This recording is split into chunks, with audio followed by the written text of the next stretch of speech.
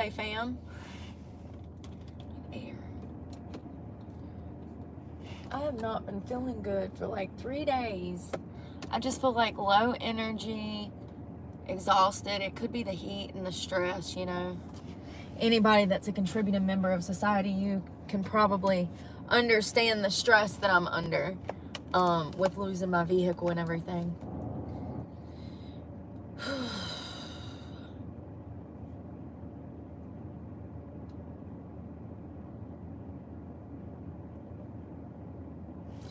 Almost 11.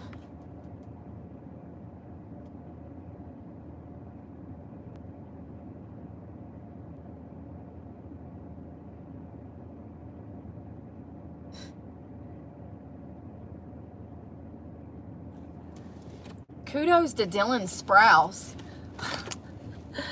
Never did I ever think, if you don't know who he is, he was on The Sweet Life of Zach and Cody. That was way after my time. That would have been one of my children's times that would have been playing. It was way before my time. But there was a show. I don't know if it was on Nickelodeon.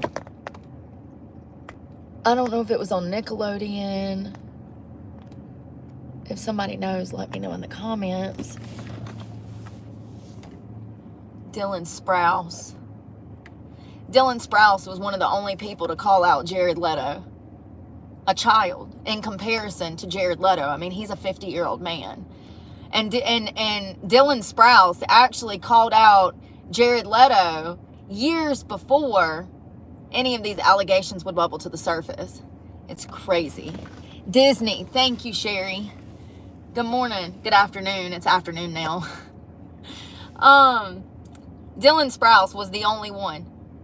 Out of millions of people, hundreds of thousands of fans, if not millions of fans, all of these people, producers, movies executives, record labels, think about the little people behind the scenes, security, maids, people that worked at hotels, people that drove for the limo services that he was riding in. The only person that had enough balls to confront Jared Leto about these allegations was Dylan Sprouse. Out of millions of people. This is literally a case of sheep. This is Jared Leto and his story.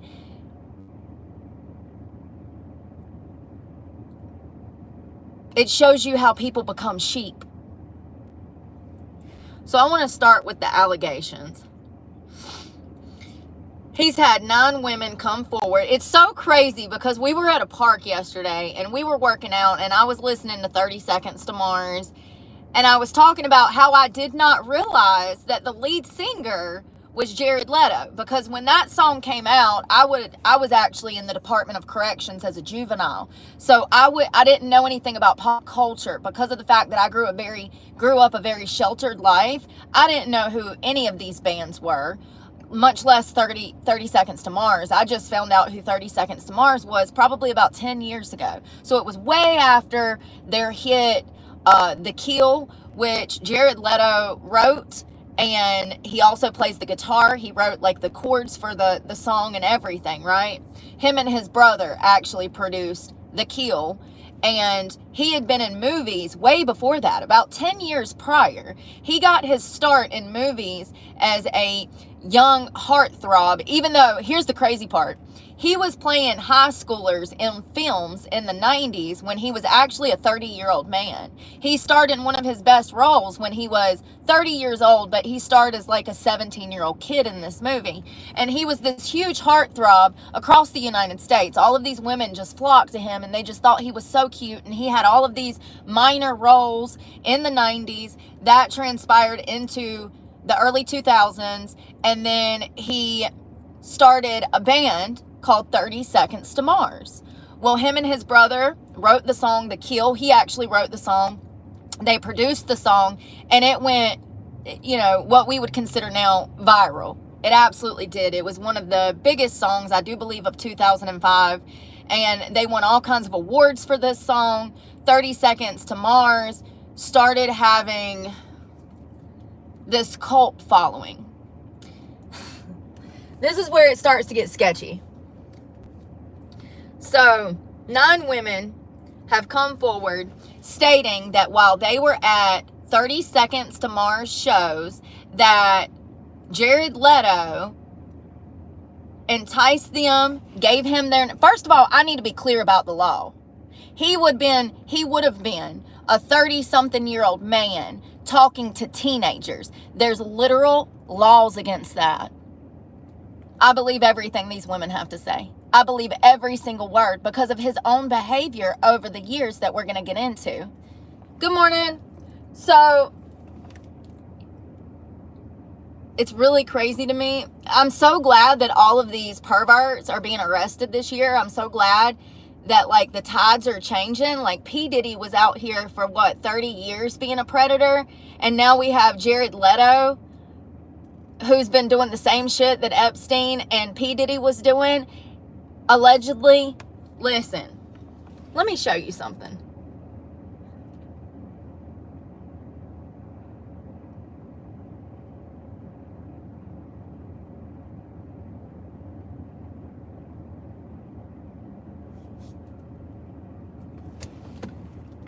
Do you know what that stands for? Because I'm going to break it down for you if you don't. That is symbolic of he's in love with virgins. You notice how only 2 fingers are bloody. There's symbolism in this picture. And he posed for this picture. He went to this red carpet event.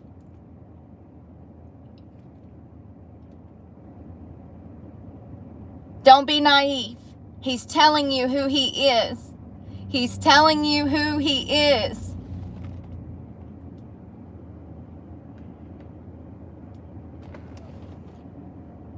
What do you think the blood came from? What do you think the symbolism is behind this picture? Because I know what it is. I'm not naive. I've been around rapists and sex traffickers my whole life. I know exactly what the symbolism was in this picture.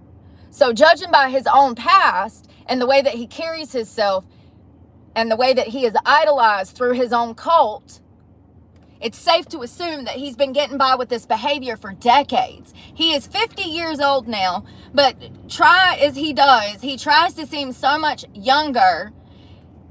He's a predator. It's crazy. So it's so crazy because yesterday we literally were talking about the 30 Second to Mars and how I didn't know that Jared Leto was the front man for the band. And then this morning I wake up and all of these allegations that had popped off yesterday, day before yesterday, is now on my feed. So it's crazy.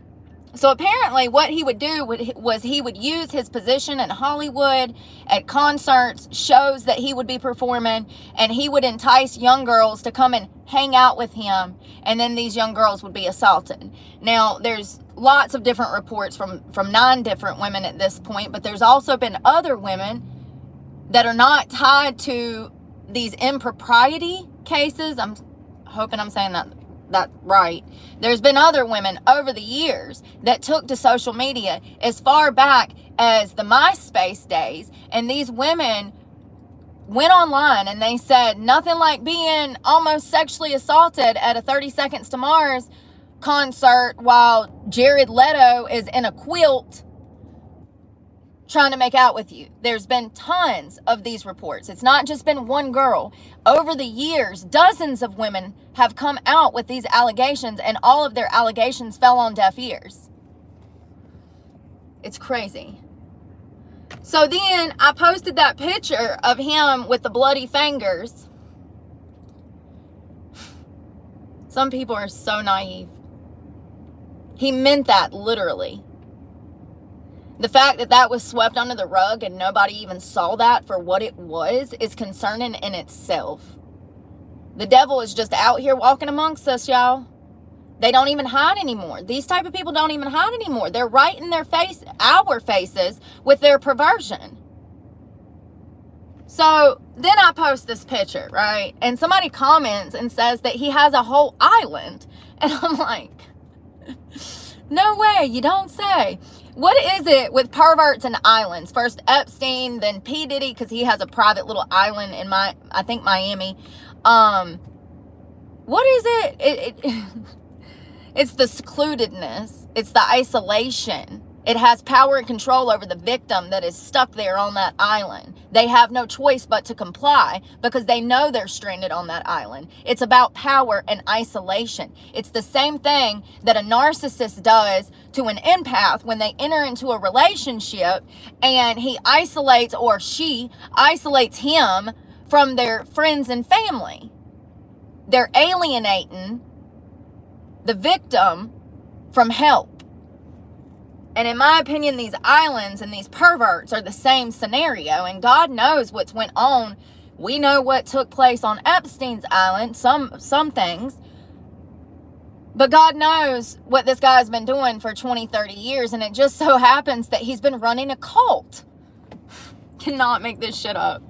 Cannot make this shit up. It's crazy. So Mars Island is a private island in Croatia. Jared invites his followers to join him for days at a time, and they have to pay. Let me tell you how much they have to pay. So if they want to just visit the island of Croatia to visit Jared, then it starts, I do believe, at around $4,000. Then there's a medium package for like $7,000 to $8,000. Then there's, here it is, it's $1,600, and it's a shared room with some stranger that's coming to worship him too. So you can stay for $2,500, from $1,600 to $2,500, and that's priority entry into the Church of Mars concerts. That's what they're calling them. And for $6,400, you can get the VIP experience that includes alone time with Jared Leto. And then there's like a master package that has a undisclosed amount. And that's like the top premium package. So it's just like the Church of Scientology, where you have to pay for these classes, or they're calling it packages. But it's his favorites, his highest cult members, are only based off of the money that they're generating back into his business. And it's just like the Church of Scientology, where these members of the church have to pay astronomical prices to even be a member of the church. And it's crazy. It's definitely cult-like. And if you don't think it is,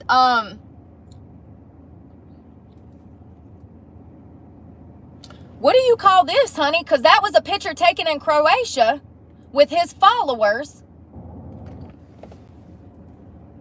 Which, by the way, did you notice were women, right?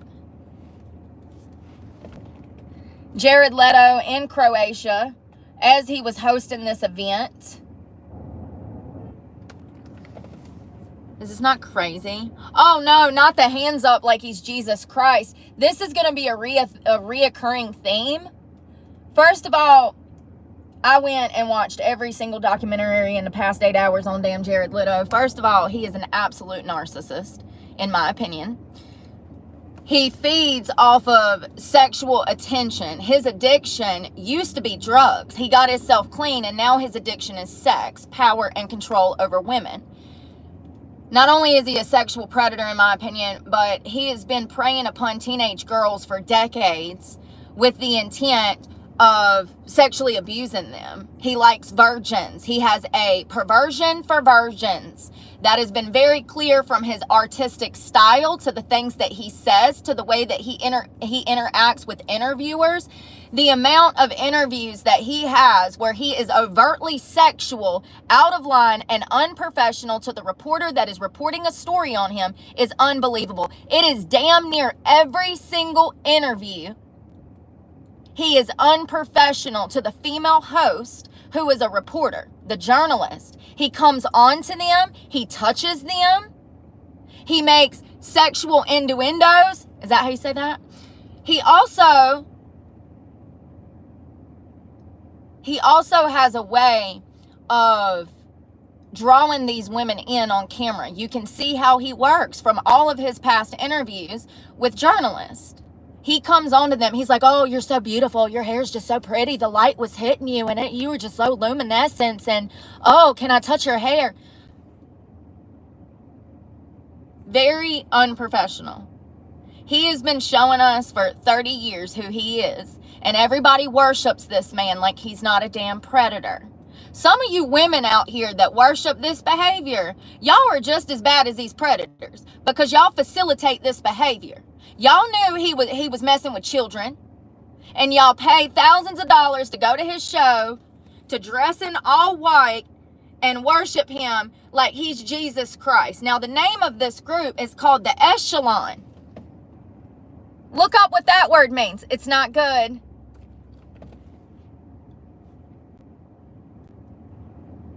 Cult.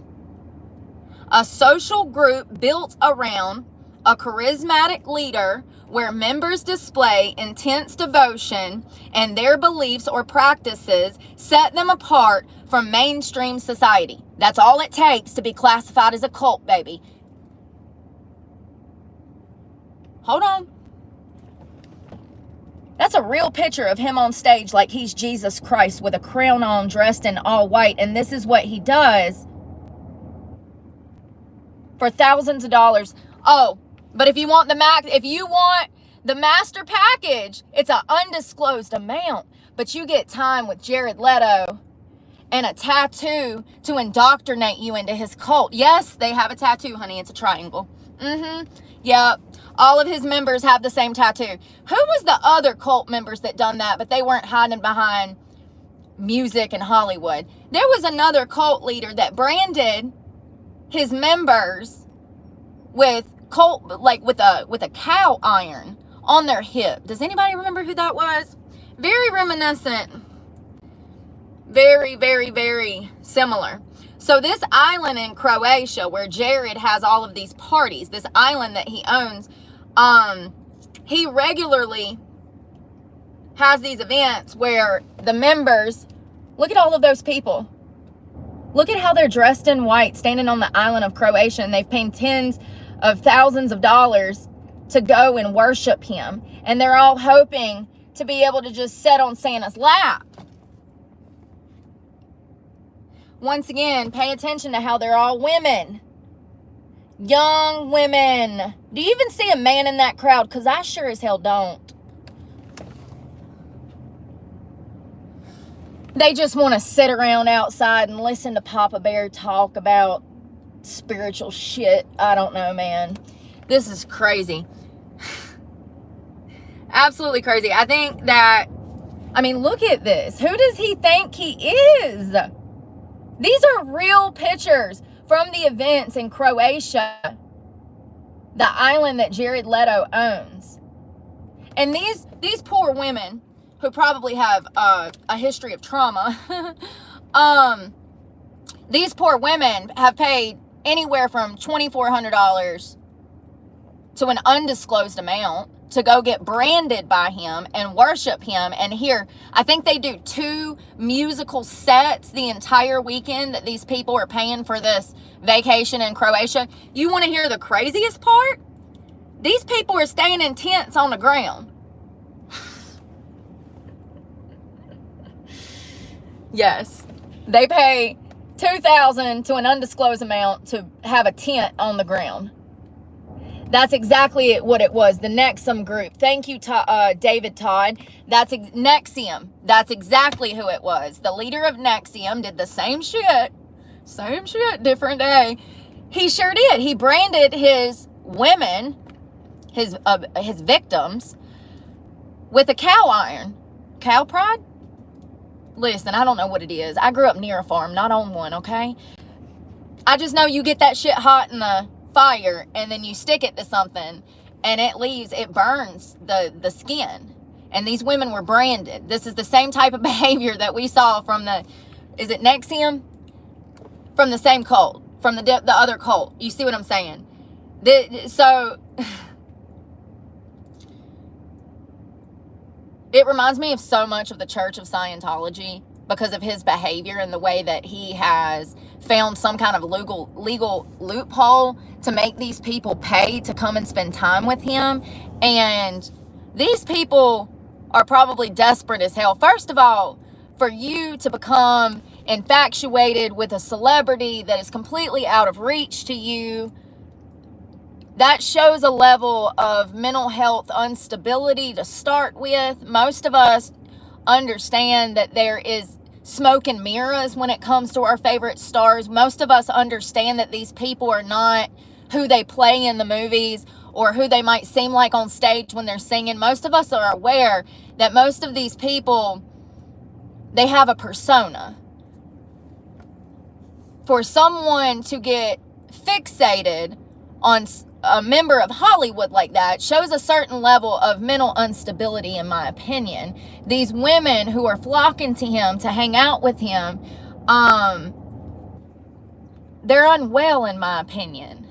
But I think the bigger issue is for years, through his shows and through Hollywood, he's been able to acquire underage juveniles. And matter of fact, there was a 17-year-old juvenile that came out and stated that she was dating him. First of all, baby girl, no, you weren't. You were being groomed. You were being led down a dark path. You were being abused. No, you cannot consent. No, you were not dating him. You were a victim of his. He was a 30-something-year-old man. You were 17. She said that when they would hang out, he would demand that she refer to herself as a 15-year-old girl.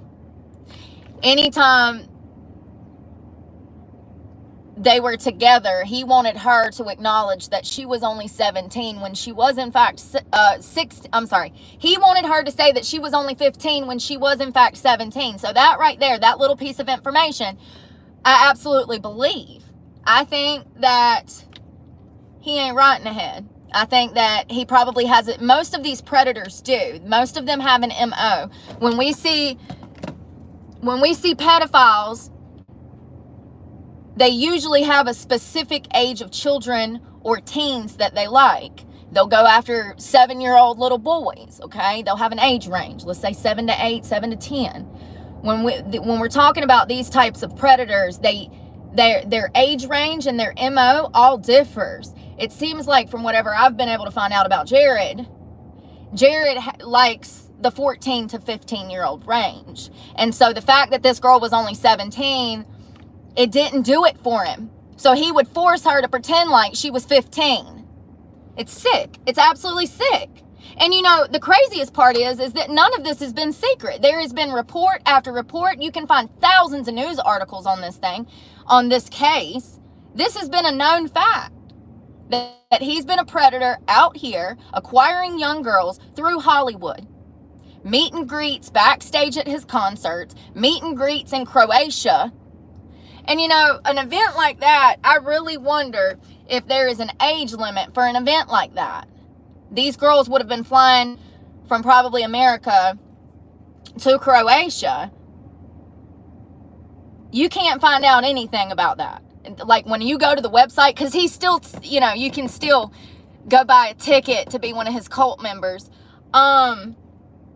There's no definitive answers on if a juvenile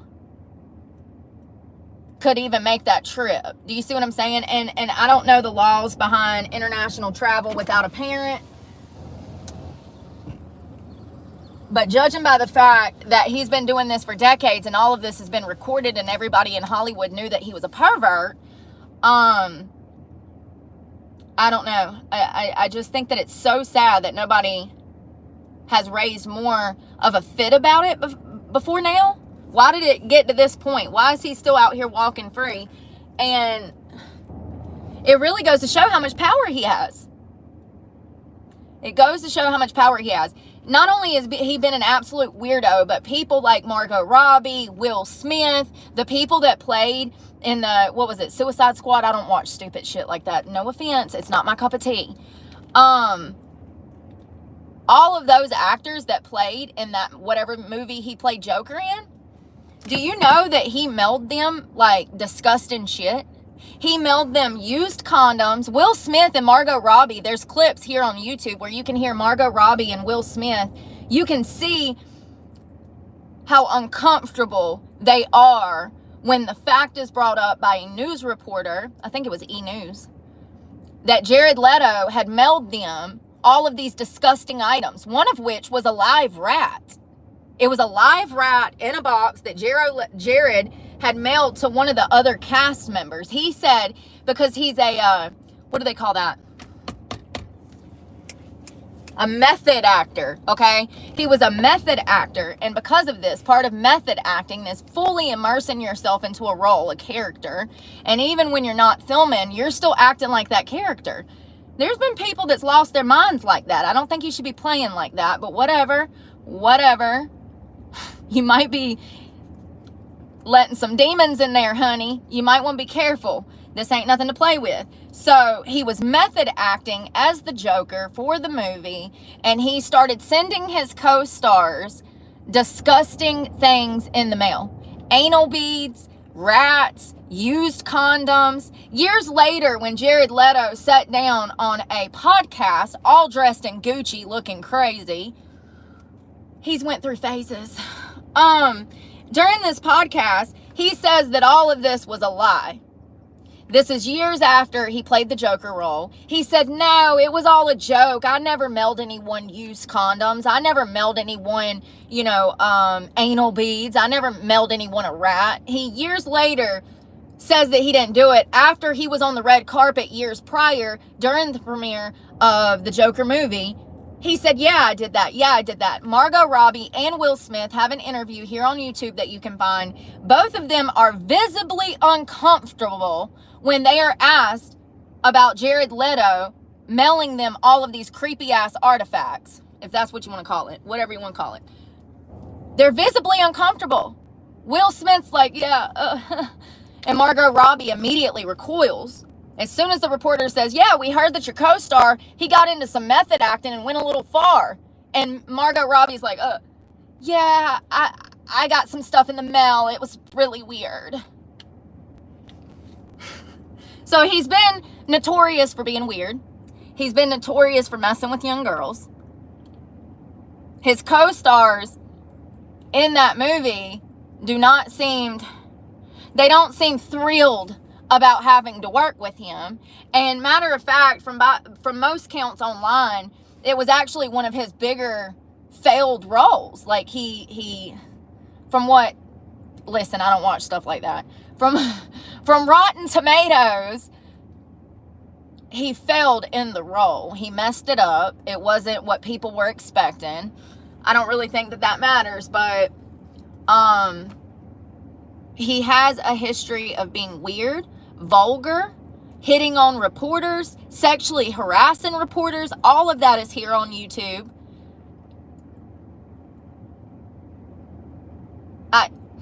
For somebody to do this as long as he's done, there has to be other people involved. Somebody's protecting him, and somebody has been covering up for him for years. Nobody's going to tell me otherwise, because he's so in your face with his behavior. Somebody else had to have been in on this, in my opinion. People knew. I mean, to go to the red carpet doing this, the symbolism behind this is disgusting, and nobody even blinked an eye. Nobody even blinked an eye.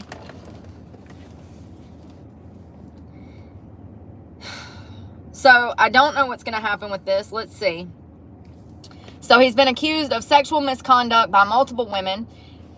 And can I just say that he was accused of sexual misconduct for like 20 years.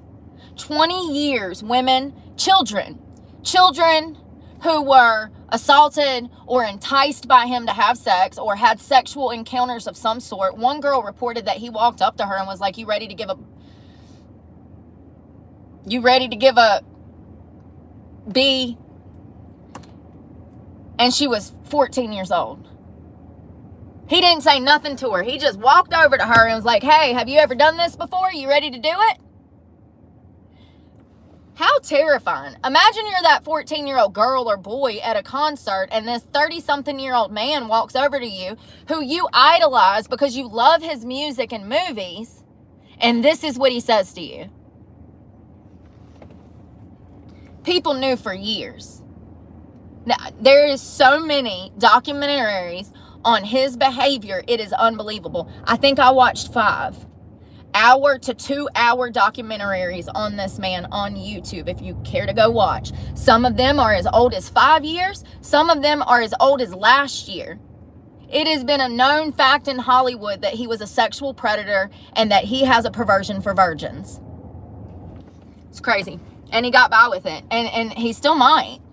Statute of limitations, different counties, different places. He was in Croatia. This would take multiple departments, probably the FBI, like P. Diddy, State Bureau of Investigations. I mean, so many people would have to get involved in order to actually pin him up on criminal charges. As of right now, these are not criminal charges. These are just allegations that could lead to lawsuits, which is unfortunate because I think Jared has made it very clear that he's a threat to society and women. Some of the 9 women who spoke with Airmail claimed that they were underage when they began talking to the actor and musician. And it goes deeper than that. It goes so much deeper than that. Jared Leto has been accused of sexual misconduct by multiple women. He's 53.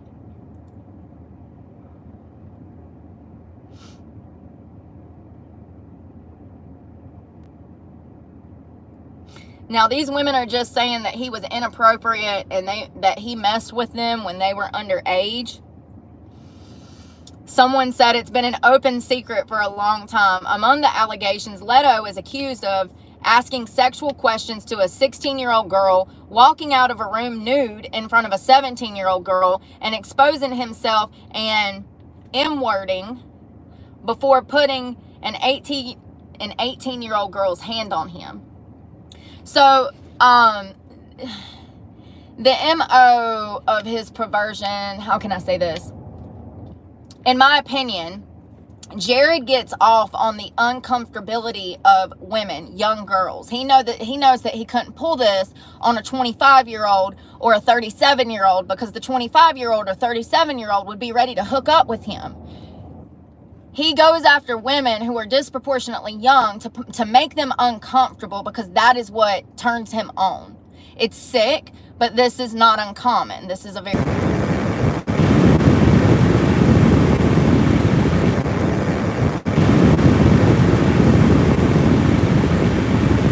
Buy Apple, they said. You got hot, honey. You got so hot because you're glass.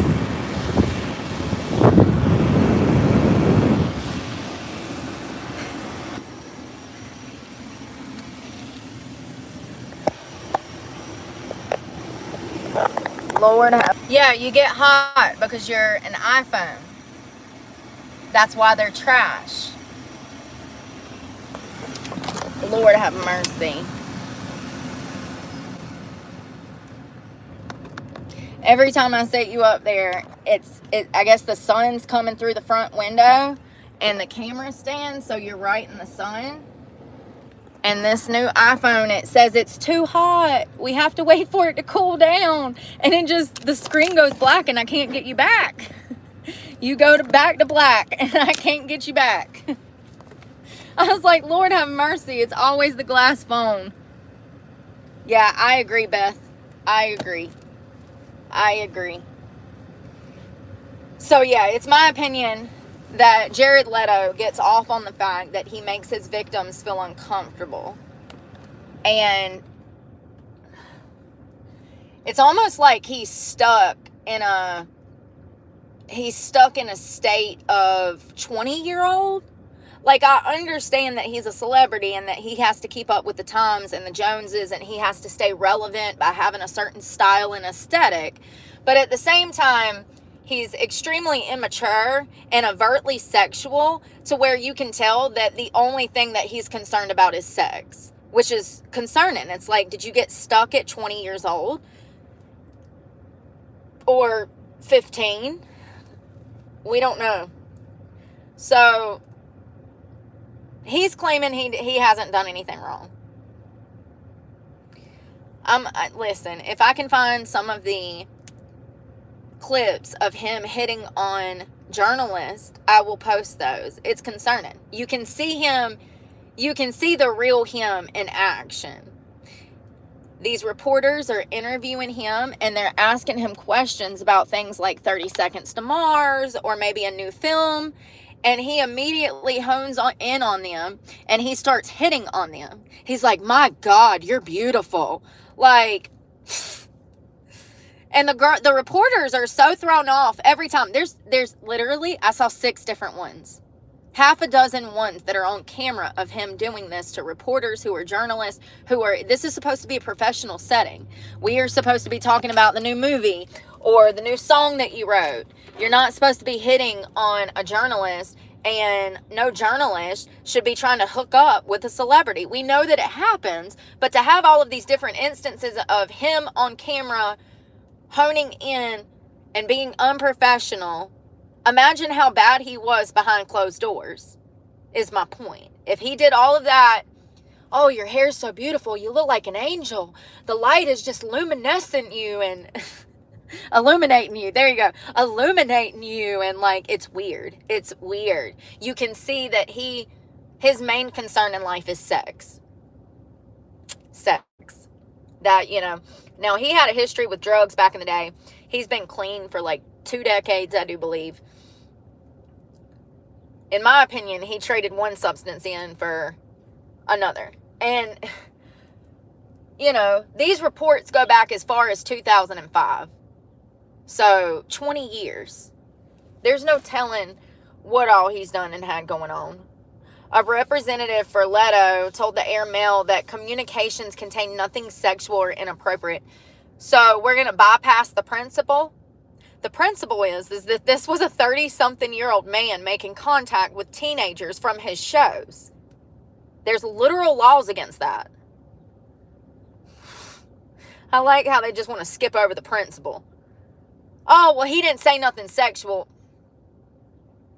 No, he just walked around naked in front of a juvenile trying to entice her to touch his penis. These people are crazy. One woman claimed that she was 16 years old in 2008 when he approached her at a cafe in Los Angeles and got her number. She said that days later he called her home in the middle of the night with the weirdest, grossest voice, adding that she didn't know if he was on drugs. He probably was. This was around 2008. That was around the time that he was messing with drugs. So, a representative for the Air Mail said that he had not drank or used drugs in over 35 years. With this type of sexual behavior, I don't know, man. I don't believe it. I think that he got good with hiding it behind closed doors. I think that he probably got good with using drugs recreationally and kahunasing with messing with young girls. That's just my opinion. Judging by his behavior. Every red carpet event he shows up to, he's weird, he's crazy, he's creepy. So he would ask, first the representative for Jared says that he never talked about anything sexual, but listen to this. He asked things such as, quote, have you ever had a boyfriend? Have you ever sucked a... But he never said anything sexual to these girls. We have the text messages. The conversations turned sexual. And he would ask things, have you ever had a boyfriend? Have you ever... She added, he changed his voice the way he talked. It scared me. That was like the first time I thought, oh my God, that's not just in the movies.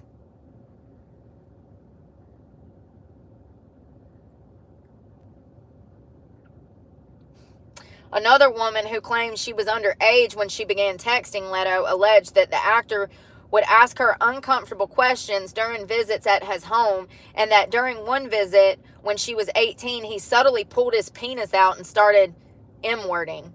Then he walked over, grabbed my hand, and put it on him. He leaned in and said, I want you to... Lord have mercy, I can't say none of this. He's a creep. I think a lot of people don't understand that a lot of people grow up very isolated lives. And so a lot of these young girls that would have been going over there, they're going over there to meet their biggest star. They're not thinking for a moment that they're going to have some kind of sexual interaction with this person. They just want to have a picture with this person and say that they met this person. Now, sure, you got a whole nother subcategory of thirsty bitches that are going to try to, Lord knows what, set him up. You got me pregnant. Like, you know, but when we're talking about these underage girls, a lot of these women that I've noticed, they seem like they lived very sheltered lives. And so having these sexual interactions was uncomfortable and scary for them because it was not what they intended to do. It's not the interaction that they were intending to have. And he knows that. You can tell by his behavior in these reports that he is feeding off of the uncomfortability. We'll roll with it. Uncomfortability of these juvenile victims. Crazy. And I don't care if she was 18. He was still 30-something years old. That's weird. If you're a 30-something-year-old man fiending after an 18-year-old, I would advise that you go get a psychologist, honey, because that's not normal. We do 10 and above and 10 below sometimes. 10 above is fine. 10 below sometimes. It's creepy. Creepy. Tell me you never had a girlfriend in your early 20s without telling me. You got stuck psychologically at 18 messing with children? It's what it sounds like. It's what it sounds like. Now, I don't know what he was doing when he was a teenager. We're going to look and see. But something ain't right. Something ain't right. Also, when he would have these parties at his house, he would entice these young girls to get naked and to swim together in the swimming pool. So here he is creating the conditions and setting the stage. It's creepy. That's conditioning. 100%. That's grooming.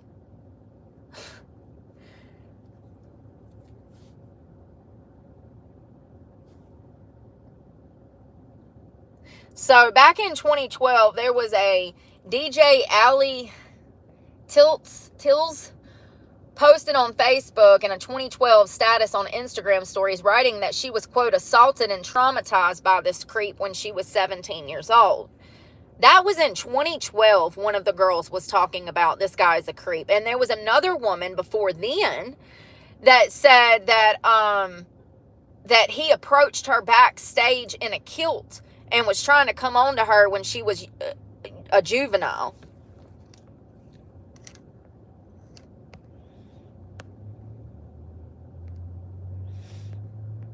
Anyone that is talking about drama, y'all don't even realize that YouTube is a platform to take and repost things for other creators. Nobody cares. Nobody cares. Not one intelligent comment in the section. Ain't that sad? Hey, Scott. Oh, if I scroll up, there y'all are. Hey, Shakita Woods. Mine to die. Hey, y'all. The whole bottom half of the comment section is trash. Hello. Thank you again, David. That's exactly who I was talking about. Hey, Nacho Pancake. Lord. After Scott's comment, it's like, whoa. What is going on? Hey, hello, Slot and Scratch. Hey, Brooke. So let's see. So there was women before 2012, back in the early 2000s. They were all saying he's a creep, he's a predator, blah, blah, blah, blah, blah. Let's see what he was doing in 2000. Let's do 2000. Let's start from the beginning. So, back in 2000, he was in 2 successful roles. He was in American Psycho, where he had a kind of like a, not a lead part, but like he was murdered by Christian Bale, I do believe. He had like a secondary role in American Psycho. Then Requiem for a Dream, he had a leading role in that movie, and critics said that he did a fabulous job, and this was the moment that they really recognized him as a method actor. because he did such a good job on Requiem for a Dream. Then he was in Harry Goldfarb, which he played a heroin addict, and it was an addiction drama. Or no, hold on. That was his name in the movie, Harry. So the Requiem for a Dream was a movie about heroin addiction. Y'all, I wish my memory was so much better. Let's see here. Let's see if Wiki has him. So this is Jared. Listen, I know a lot of people have a crush on him. He is not my cup of tea, honey. And there was people saying yesterday, oh God, I used to love him. He ain't my cup of tea. He is not my cup of tea. So he formed 30 Seconds to Mars in 1998 with his older brother Shannon. And the album was released in 2002.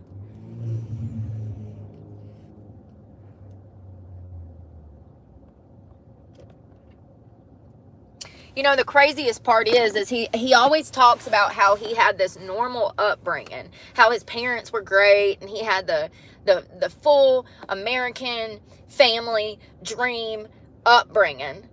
Well, something ain't right. I mean, is he a full-fledged narcissist that got a little bit of power and then started just collecting that stuff like it was easily accessible, or is something severely psychologically wrong with him? I don't know. More than likely, he's a narcissist. So they lived with their mother and their maternal grandparents. His father died by suicide when he was 8 years old. Normal upbringing. Ain't that what you said, Jared? That's not a normal upbringing, honey. 8 years old is old enough to know what's going on in the family dynamics and know that your father just shot and killed himself. So Jared says that he had a normal upbringing. Wiki says otherwise. These things absolutely impact a child's early childhood development. 100%. He might not want to acknowledge it, but I can assure you it affected him in probably more ways than he's willing to even comprehend, because he's so far gone left spiritually. I don't think there's any saving his soul. I think he sold his soul a long time ago. So his mother remarried. His father died by suicide when he was 8. He moved frequently with his family to Louisiana and cities around the country. So here we have an unstable upbringing, loss of a father figure through suicide. My mom's father was in the Air Force, so we moved around a lot. It was a normal way of life.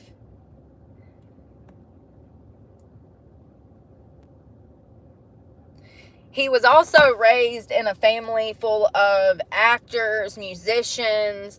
His mother was very theatrical and artsy. He grew up in a home, I will say, with tons of space to be creative. And I think that worked in his benefit, because clearly he fell into Hollywood stardom. And there's no denying that I think it was the first one that has the kill on it, or was that the second one? I don't know. There's no denying that that's one of the greatest albums. It's a great album. He clearly is gifted, but he's also clearly a pervert, and has been allegedly for 20 years, if not longer. 1997 is when he got his start.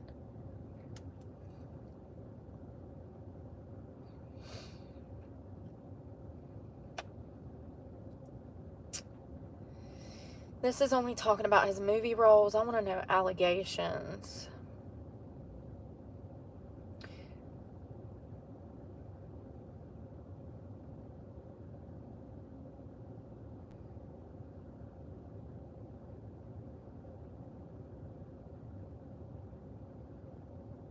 I think it's crazy that women are so desperate that they will pay upwards of $5,000 to go hang out with this guy. It's not telling me anything about his personal life. So he dated Cameron Diaz in 99. He became engaged in 2000, but they ultimately split up in 2003. From 2015 to 2022, he was in a relationship with Russian model Valerie Kaufman. In June of 25, Leto was accused of sexual misconduct by at least 9 women in events dating back as far as 2006.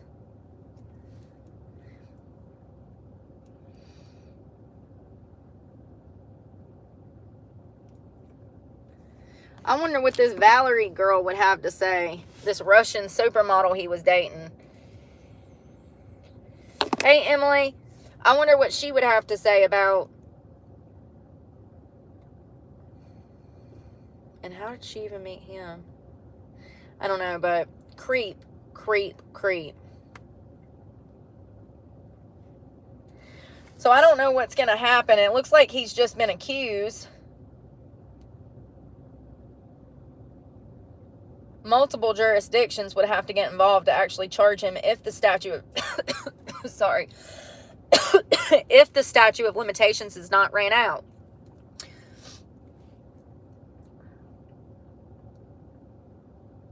So one of the comments from 2012 from one of the girls that met him, listen to this. This is what she said back in 2012, trying to warn the public on Instagram that Jared Leto was a pervert. Hold on. You're not really in LA until Jared Leto tries to force himself on you backstage in a kilt and a snow hat. I was assaulted and traumatized by this creep when I was 17. He knew my age and he did not care. What he did was predatory, terrifying, and unacceptable. One woman told the publication in 2006, when she was 16 years old, that Leto approached her outside a Los Angeles cafe. She claimed that he was set with a fellow actor, Ashley Olsen, who was only 19 then, and he had grabbed her arm. I looked down and it was Jared Leto. We had a quick conversation and he got my number. I don't know if he was on drugs or what, but it was the weirdest, grossest voice when he called me. The conversations turned sexual. He'd ask things like, have you ever had a boyfriend? Have you ever done this, this, and this? Model Laura LaRue came forward with similar claims, saying that when she was 16 years old in 2008, she was at an event in a private residence in Beverly Hills where Leto was watching her so intensely. What do I always say? It starts with voyeurism. They're watching you from afar. I remember him teasing me the whole time I was there. He was flirting with me. He'd lean in close and then pull away like it was a game. Do y'all remember like your first little love, your first little crush? How you would play like that little lover's tap game? I'm telling you, this man, Jared Leto, got stuck in his childhood somewhere. I would say probably about 15 years old. I don't know what happened. I don't know if he was a victim himself. That's very common. It's very common for a predator to be assaulted at a specific age, and then that predator become obsessed with they become infatuated with other children that age. Even when they're 50 years old like he is, he's still looking for 15-year-old girls. Now, I know that a lot of these girls are 16 and 17, but as I said previous, anytime he would get close to these 17, 16-year-old girls, he would make them pretend like they were much younger, and he would actually get angry if they would say, I'm 16. He'd be like, no, you're not. I told you to say that you were 15. Da-da-da-da-da-da. Creepy. It just builds an MO of him psychologically. She described a separate visit when she was 17 years old where she allegedly... where he walked out of a room completely naked, and he said that this is what adult men do. Yeah,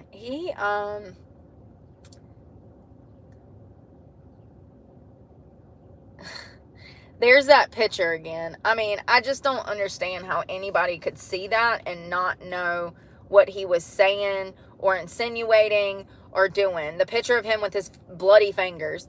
Like, come on, man. So in 2018, Dylan Sprouse, who was on The Sweet Life with Zach and Cody, which was a Disney show, thank you, by the way, Dylan Sprouse took to Twitter, which was, it's X now, formerly Twitter, who was married to model Barbara Palvin. First of all, that little couple looks so cute together. Dylan and Barbara look so happy together. They also, oddly enough, look like twins. A lot of people, it's so weird to me. Y'all ever see, Rex Huberman's wife looks like Rex Huberman, the killer, the Long Island serial killer. His wife looks like him.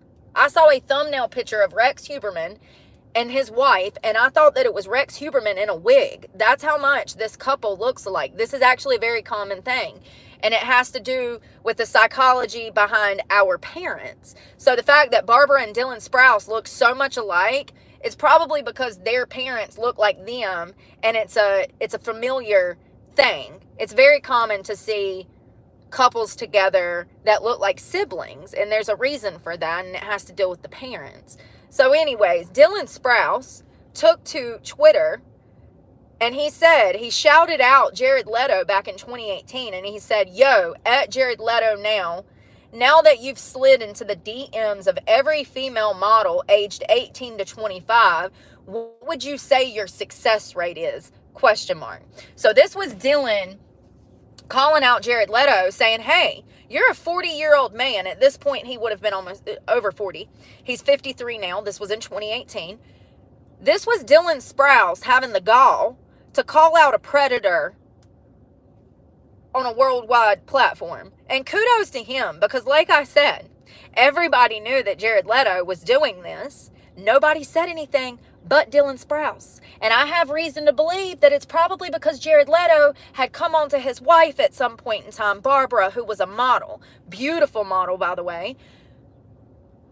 It's alleged that Barbara could have been enticed by Jared Leto to spend time with him. She turned down his advances. Barbara then meets Dylan Sprouse and tells Dylan Sprouse about how Jared Leto was a predator towards her when she was a juvenile. This is what is alleged. But I have to ask you this. Dylan and Barbara was getting married around this point in their life. Any man that loves his wife, that's the type of behavior that we would see out here in these streets. This is how a husband's supposed to act. I love this. Love Dylan Sprouse. Didn't even know of the kid until then. Dylan Sprouse has got a good heart. He's a man of God.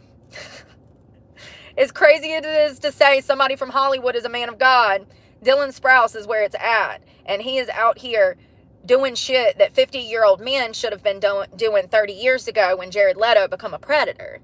So then the rabbit hole gets deeper. So Dylan Sprouse shouts out Jared Leto, and then another guy hops into the comments, James Gunn, Guardian of the Galaxy and Superman director James Gunn, then hops into the comment section under the Dylan Sprouse comment and says, quote, "He starts at 18 on the internet," insinuating that Jared Leto in his personal life always was looking to have sex with underage girls out here in these streets. And that's why he says, quote, "He starts at 18 on the internet," ? Under Dylan Sprouse's comment. So it seems like there was a lot of people that knew that this man was a predator. And they've been trying to warn us, go figure, the men over here, trying to warn the women that this guy was a predator. Dylan Sprouse deserves an award, first of all, for being the only person that had enough balls to say something. And you can best believe it's because of the love of his wife. Get you a Dylan Sprouse, honey. Stay away from Jared Leto's and get you a Dylan Sprouse. For real. The only one that had the balls and galls to say it in front of everybody. So let's see here. So it looks like all that's happened at this point is that these women come out. They allege that Jared Leto tried to entice them to have sexual relations when they were underage. Some of them was assaulted. Some of them just comments were made. But it builds an MO of his behavior. And this is just the stuff that we know about. There's 10 years that he was on drugs, allegedly, that we don't know anything till after that. So there's no telling what happened. There's no telling what happened. I believe all of it. I believe that Jared Leto, something's not right in him. It's very clear from his way of hunting, for lack of a better word, it's very clear through his MO that he gets off on making teenagers uncomfortable. That's where his excitement stems from. It also seems that he likes virgins, allegedly. I think judging by his own behavior,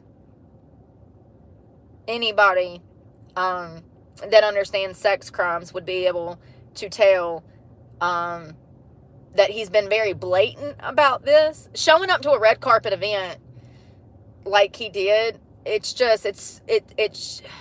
have got to start paying attention. These people are out here having concerts that look like devil worshiping events, and I think that we need to take that at face value. People like Lil Nas X, Lady Gaga, they always are dressed in red with flames and Satan dancing on stage, and I think that a lot of people that are not believers in Jesus Christ see that and they think, oh, it's just a stage performance. But if you're a believer in Jesus Christ, you need to see that for what it is. It's demonic, it's satanic, and these people are doing it right in our faces. It's not a joke. They're mocking God. They're mocking God. And Jared Leto has been one of those people to do that. He has a history of being dark, perverse, weird. What's that word? Morbid? He's weird, okay? And he's made a lot of people around him weird. You can tell by, was that the Suicide Squad with Will Smith and Margot Robbie? I don't know, when he played the Joker. You can tell that they were bothered by his mere presence on set. You can look at the interviews and tell that Margot Robbie was not comfortable around him. Neither was Will Smith, which is crazy because Will Smith slapped Chris Rock. He ain't scared of too much if he's out here acting a fool in the streets for his bald-headed wife. It's saying a lot that he would be disturbed like he was by Jared Leto. And this is on YouTube. You can go see that interview. It's here on YouTube. It's creepy. I think the most concerning part is that most of these allegations more than likely will be swept under the rugs unless investigators get along and get together and decide to investigate this. You know, because right now it's just allegations. None of these women have sued. He has not been charged with anything. It would take a long list of several departments getting together to investigate this properly in order for anything to happen to him.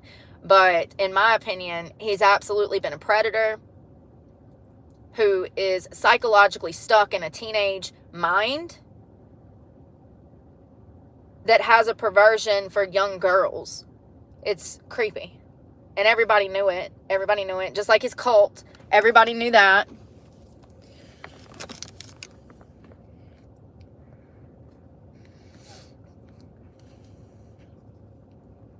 Yeah, that's another thing. The Travis Scott concert where they're up there worshiping the devil. And it's morbid. Thank you. Thank you, J-Rock. Morbid.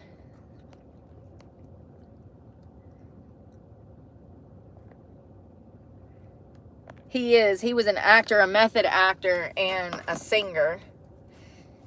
I don't know what's going to happen. I don't think anything will happen unless like I said, they get together and decide to investigate him.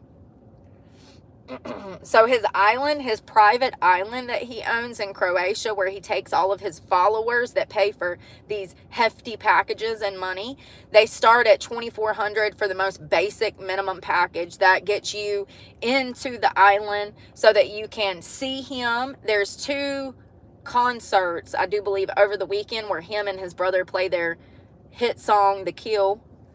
It's called Mars Island. So for 4 nights, all-inclusive, that is the Daydreamer package. I went to the website. So this is straight from the Jared Leto website. If you want to be one of his cult members.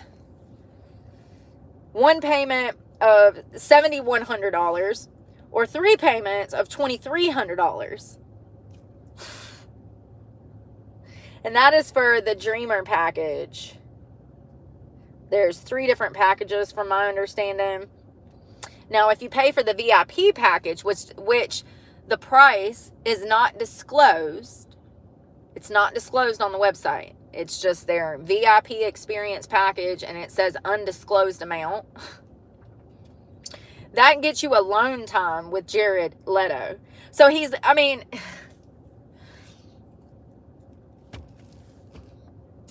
this is borderline like he's a prostitute.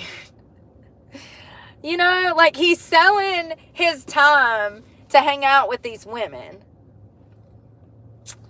And I just, once again, he acts like he's Jesus Christ. He has this fake persona that he talks with in interviews. And this is an actual picture from Croatia with his followers, all of which are women. It's just so creepy. He's denying all of these allegations, but there's no denying from his press conferences and his red carpet events that something is not right with him. I don't know what's going to happen. It's crazy.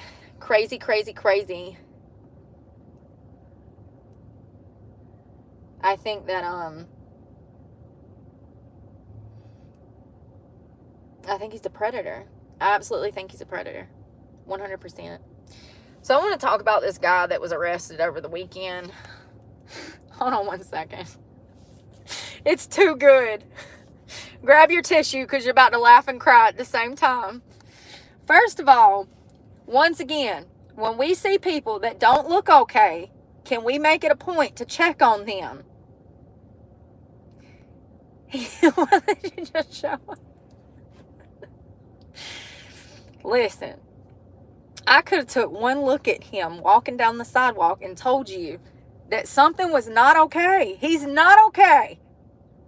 He murdered his whole family. He sure did. He shot his father in the head, shot his mother, and tried to kill her. By the grace of God, the mother was able to call 911.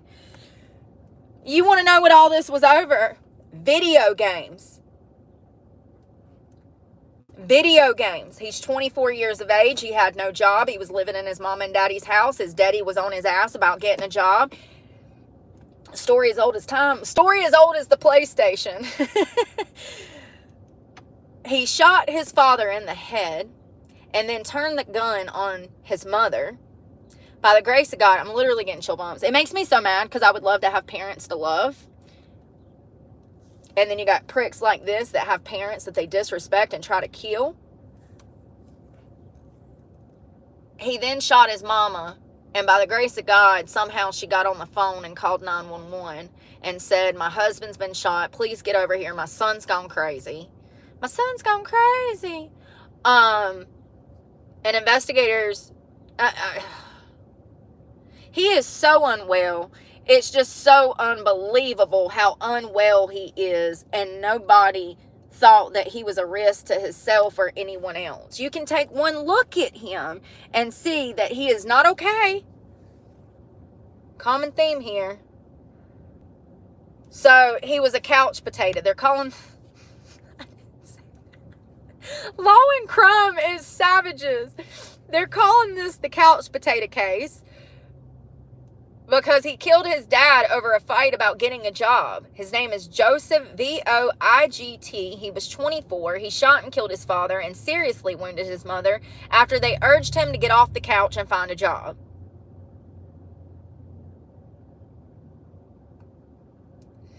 He actually fled the scene in a car that his parents had bought him. I don't know about you, homie, but my parents never bought me a car, not once. Not once. They didn't even give me money to go towards a car. They said, good luck, hope you figure it out. So he fled the scene after shooting his father and then injuring his mother. His mother calls 911. He flees the scene in a car that they bought him. How privileged. And the cops arrested him. They chased him down. They found him and they arrested him. I mean, it's pretty cut and dry. He didn't want to get a job. He was angry at his parents because they were on his ass. And he spent all day in the basement playing video games. And this is the second mugshot in 2 days that I've seen with people with this haircut. What is going on? This is a trend going around. I know you might be thinking, oh God, he made an accident in the bathroom while giving himself a buzz cut. Crazy.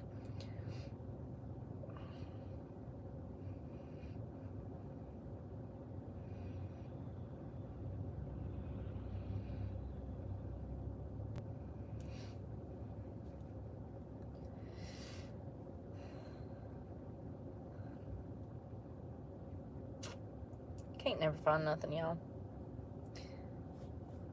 So there was a Law and Crime episode where this couple had kidnapped and tortured a young girl for months. And now I can't find it. I swear to God, I be watching stuff and then it just disappears. She had the same haircut. It was a woman and a man that had held a young girl hostage. They had been beating her, brutally R-wording her, and starving her. And she had the same haircut. So this is a trend. That haircut is a trend going around, which is crazy. But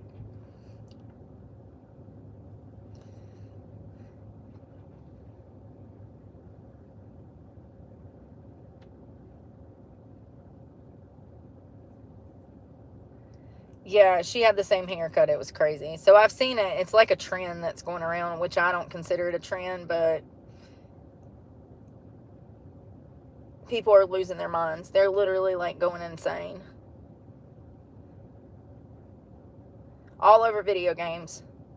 The only two people you ever had on your side you killed because you didn't want to get a job and try in life. So let's talk about the Navy sailor that they found her body yesterday. They found it last night. She's been missing for days.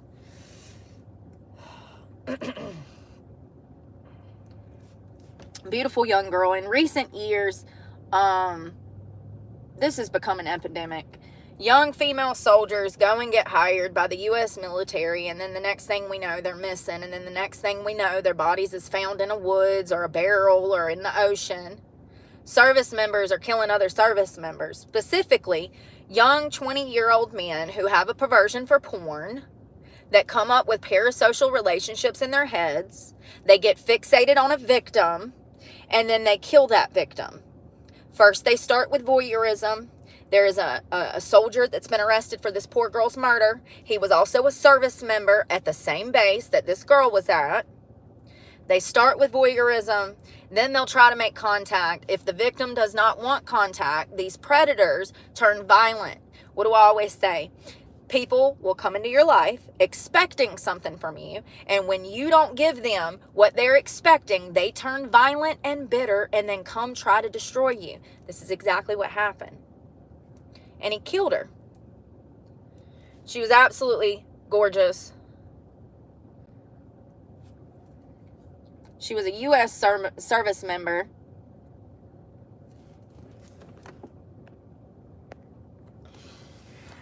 She was a U.S. service member, and it appears that they've arrested the guy that they are saying killed her. Hold on one second.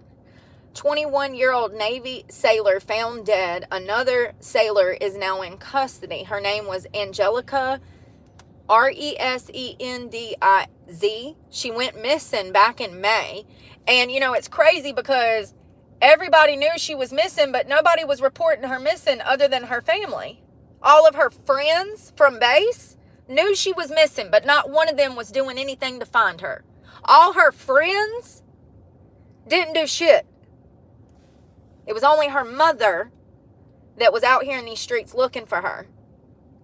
All her friends disappeared when she did. I find that interesting.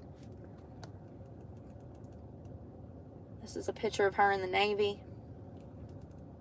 21 years old.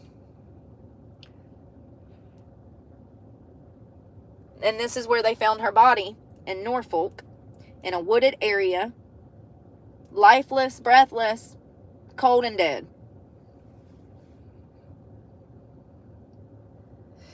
And this is actually the path that they found her on. It was back in them woods. And then the path went back. You can see the tree opening. Let's see who this guy is.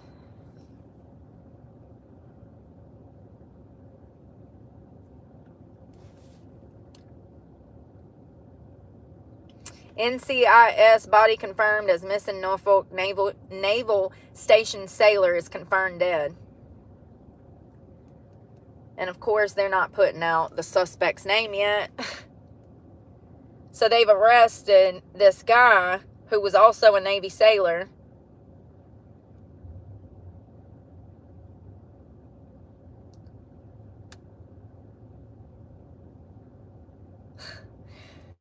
So the mother of Angelica, she keeps emphasizing the urgent need to address how official channels failed to notify them properly and promptly, relying instead on unofficial sources like the media, which underscores the deep systematic failures. So it sounds like her mother is saying, her mother said that she talked to somebody every single day.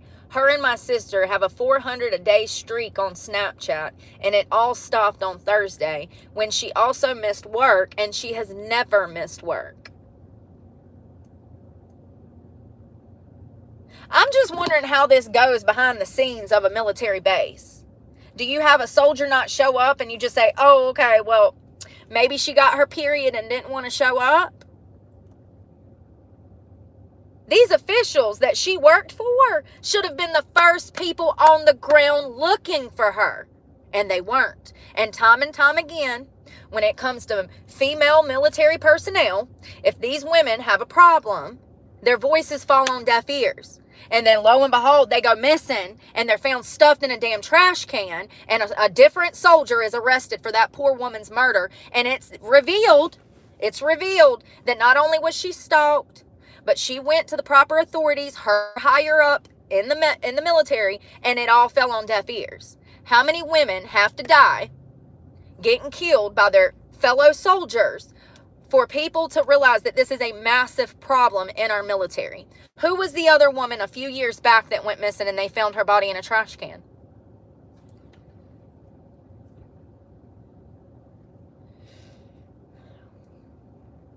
I remember. What was her name? Hispanic woman. What was her name? Vanessa Gilligan. Vanessa Gilligan? Vanessa Gilligan. Vanessa Gilligan? Vanessa Gillen? Vanessa Golan. Vanessa Golan. And you know, her death sparked military uproar when she was found dead. And she hasn't been the only one. Hold on one second.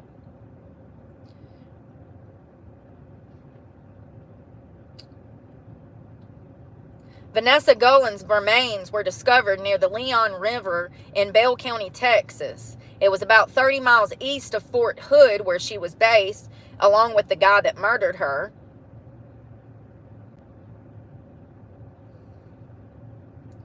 The area had previously been searched, and the discovery of her body was made after a burn mound was found nearby. The Army Criminal Investigation Command confirmed that the remains were those of Specialist Golan using DNA samples. Hold on one second.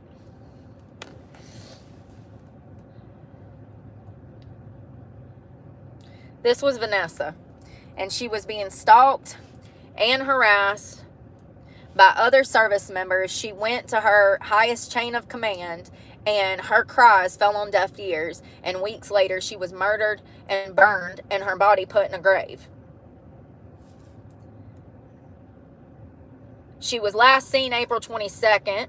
A suspect in her killing, SPC, Special, is that what that is? Aaron Robinson, fled the base and died by suicide early Wednesday as law enforcement agencies tried to make contact with him. They were going to arrest him for her murder, and he holed up and shot himself. A woman described as Robinson's girlfriend, Cicely Aguilera, 22, of killing, has been charged and accused of helping him dispose of Vanessa's body.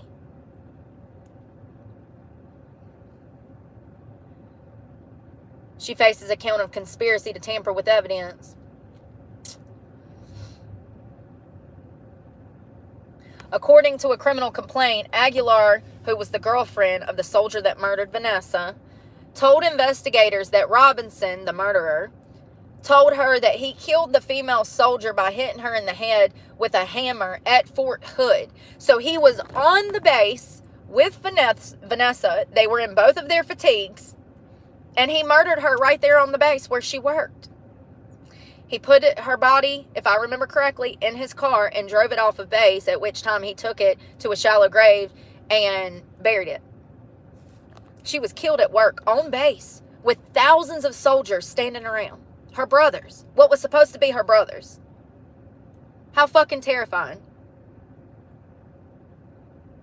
Robinson, the murderer, is alleged to have enlisted Aguilar later to help him get rid of the body at a remote site in Bell County near Fort Hood. Vanessa was promoted from private first class to specialist last week because of her time in service. An attorney for Vanessa's family has said that she reported the sexual harassment to her family and other soldiers on base.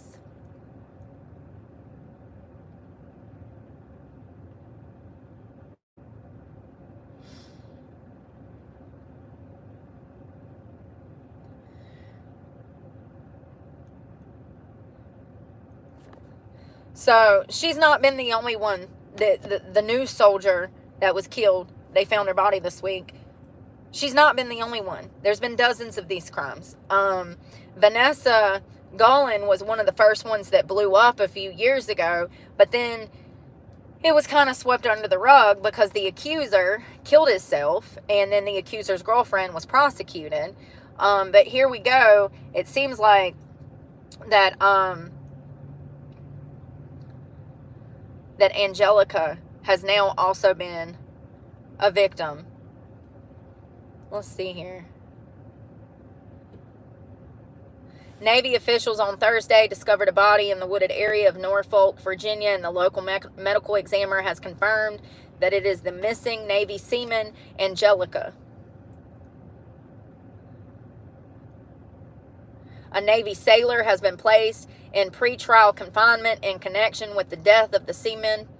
Charges under the Uniform Code of Military Justice are pending. That poor girl. You know, and these young girls out here that are 21, you know, early 20s, teenage years, they don't comprehend the dangers of society like maybe women in their late 20s. I mean, late 20s, late 30s. They really don't. They grew up in a society where a cell phone was in their hand. The way that they meet people is through Bumble. The way that they meet people is through Instagram. They don't, in my opinion, society has built a system with women being too trusting. It's built a system for women to be too trusting. Who would think that one of your Navy brothers would murder you? She probably had a feeling that. She probably had a feeling. We'll see what happens, but I don't know. It's crazy. I think that it's sad. It's really sad. So it sounds like her and her sister was really close. She failed to show up for work. And that's how they knew she was missing. And then they started searching for her body. And they found it in a wooded area. So the medical examiner will be doing an autopsy. That's what it says. The Norfolk medical examiner identified her body on Tuesday.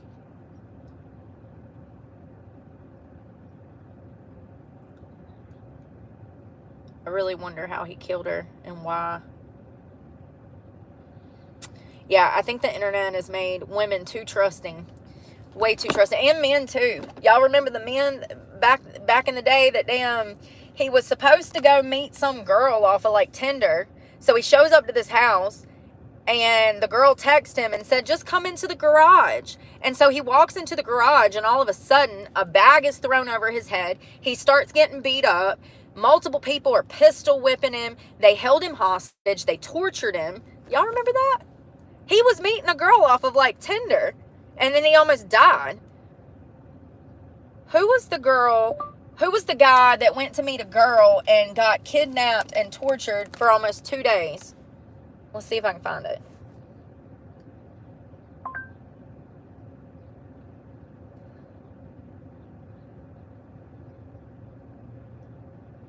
A man who met a woman online and was kidnapped and robbed at gunpoint in Washington State.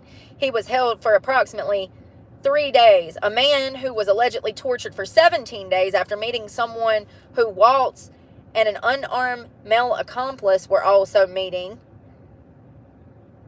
Hold on one second.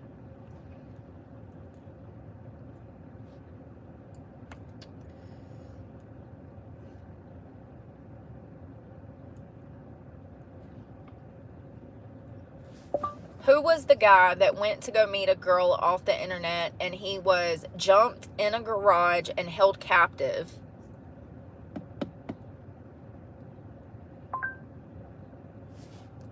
There's so many cases. Several instances have been reported with individuals meeting someone online, resulting in them being held captive, sometimes in a garage. I can't find it. I'll find it one day. But essentially, this guy went to go meet a girl. It was a setup. They beat the hell out of him, sexually abused him, pistol whipped him, left him damn almost dead, and I can't remember his name. Emily Pike. What do you mean she was in the state's custody? Are you talking about she was... Holy fuck. Thank you, Safar? Oh, she was in the state's custody. She was placed in a group home. Teen runaway 14 found dismembered in a remote area. Previously told police she didn't want to return to her group home. These places are so bad that most of these juveniles would rather be on the street hungry and dirty than under the care of somebody who's going to physically torture them and psychologically abuse them every day. These places are shitholes. This is where I grew up.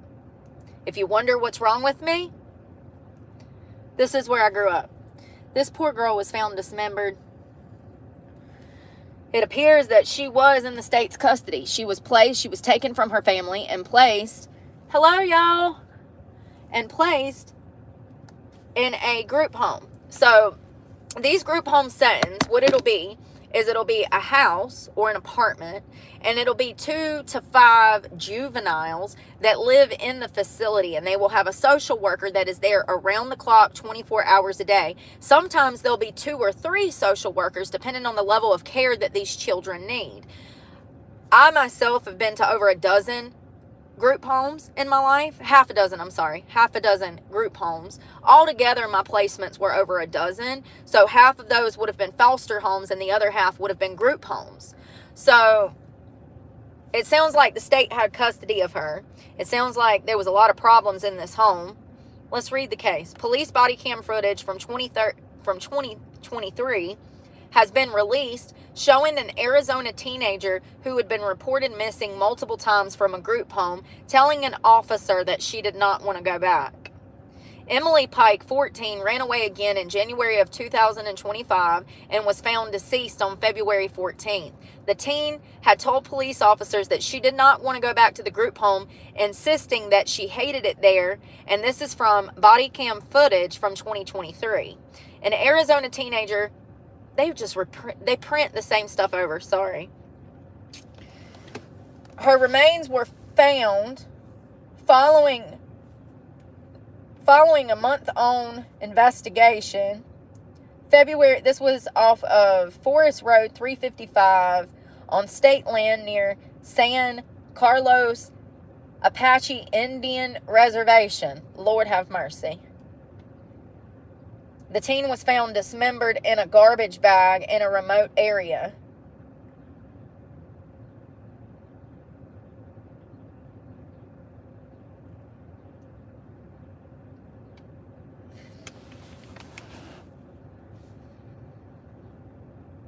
Who is Sacred Journey Incorporated? We about to find out. That's the name of the people that had custody of her. It's a private group home in Arizona. The teenager was reported missing from the location, reportedly operated by Sacred Journey Incorporated. No, not the troubled teen industry and more victims of the troubled teen industry. And this was, so 3 times in 2023 she went missing. She was trying to get the fuck out of there. What were these people doing to her?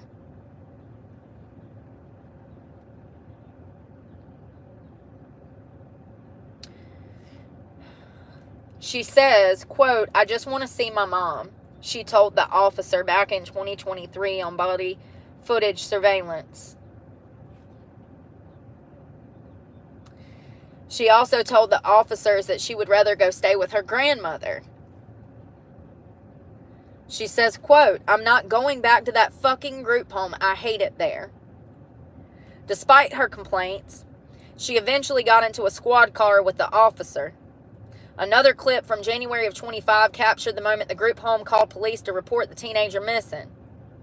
The staff member told the officer, quote, "I looked under the bed and in the closet. I looked outside. The gate was open. The screen window was kicked out.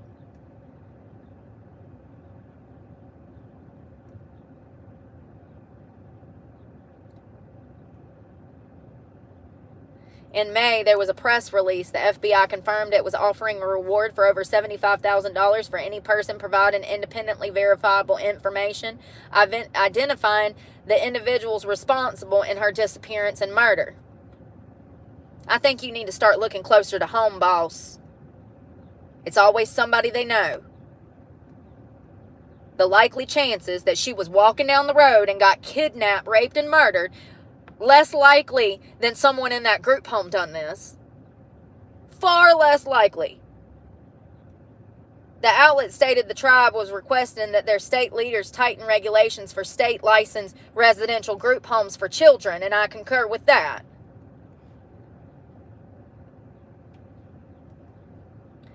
This child should still be alive.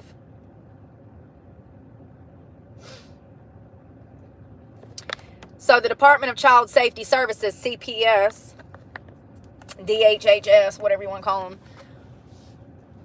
At this time, the department does not believe any action taken or not taken by the group home caused the terrible outcome in this case. We have opened a licensing inquiry to determine whether appropriate steps were taken by the group home during this incident. This crime must not go unsolved. Emily was murdered in a cruel and depraved and heinous act that the perpetrators must be held accountable for, and I agree.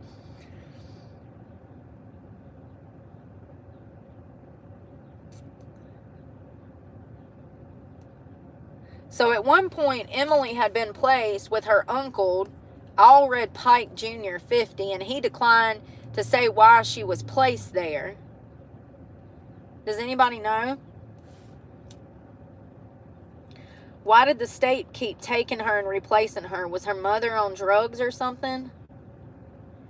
Oh, God. Here's that even worse. From sexual assault response to missing person protocols, how the system failed Emily Pike. Oh, my God.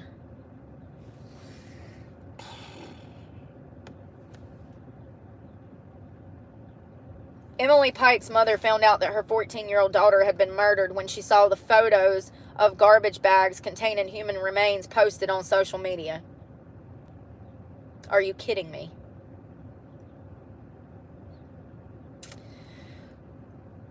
Police didn't even call Stephanie.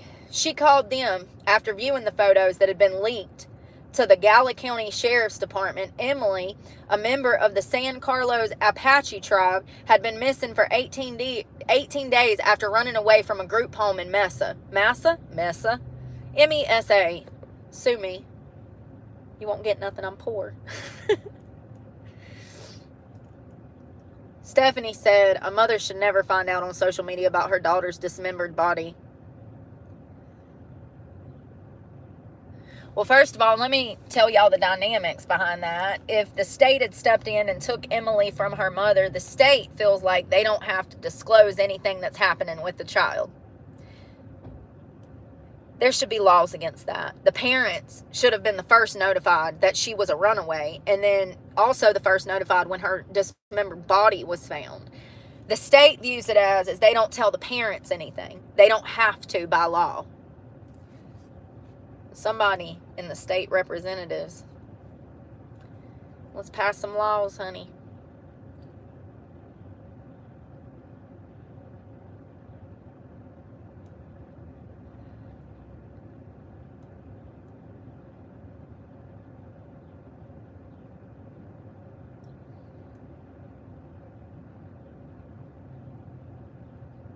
Emily went missing from the Mesa group home on January 27th. Her remains were found near Globe, just outside of the reservation where her family lives, on February 14th.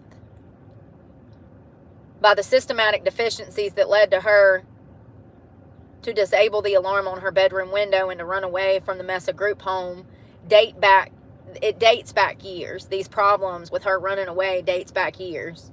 In 2023, a 911 call was made from a remote area of the San Carlos reservation near Emily's home to report that she had been sexually assaulted. So that's why she was trying to run away. But instead of the San Carlos Apache police officer trained in dealing with sexual assault, the tribe's fish and game department responded. So they're playing a game with this child. For those that can't read through the bullshit, let me tell you what's going on. They're protecting somebody, and they knew that this child had been sexually assaulted, and instead of sending a police officer that could do something about it, they sent the wildlife fish and game warden out there to dick this child around some more.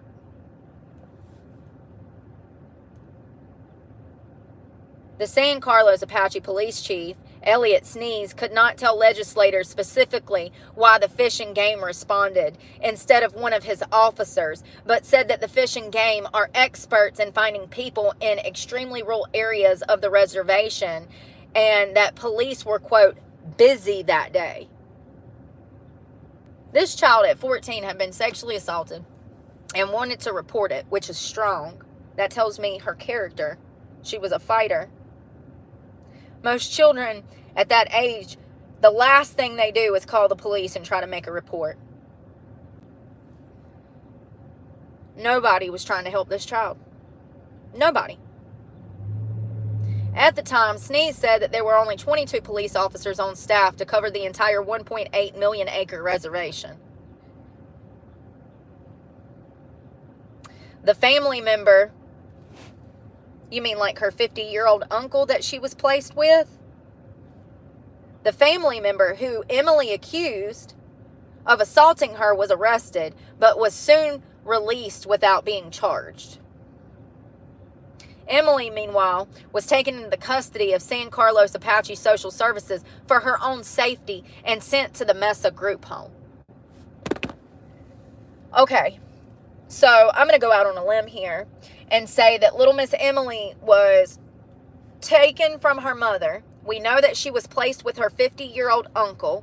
We know at some point during that stay she was sexually assaulted because she was still 14 years old. And she called the cops, made a report. They sent out the fish and game warden. They didn't even send a cop. She made the report. He was arrested. She was placed in a group home. He was then released and the charges were dropped. You getting it?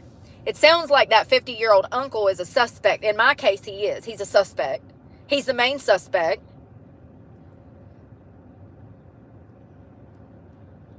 Hold on. His name is Allred Jr. or Allred Pike Jr. Maybe it wasn't him because he says, quote, "My niece was a victim, but yet she was punished and removed from her home. That's how justice failed her.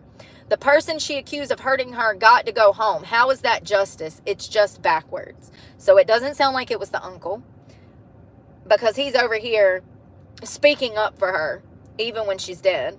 He's vouching for her. He's talking about how the police failed to do their job and a predator they let back out on the street while they punished her by putting her in a group home. This is fucked up. It don't get more fucked up than this. To be the victim of a crime and then to have it turned around on you and then you're placed in some weird ass home with social workers that are just as bad as the person that raped you. What a fucking nightmare. She was placed in a residential mental health treatment facility for more than a year before being released back into the Mesa group home. For those that don't know, she was absolutely physically, psychologically, mentally tortured while she was in that mental health facility. That's what they do there. They strap you to a gurney. They do not let you use the bathroom. They make you piss and shit on yourself. They come in only to give you medicine, usually a couple of shots in the arm to knock you out for the next 48 hours so you don't even need food. And then you wake up 2 days later and you're starving because you've been tranked. This fucking child, man.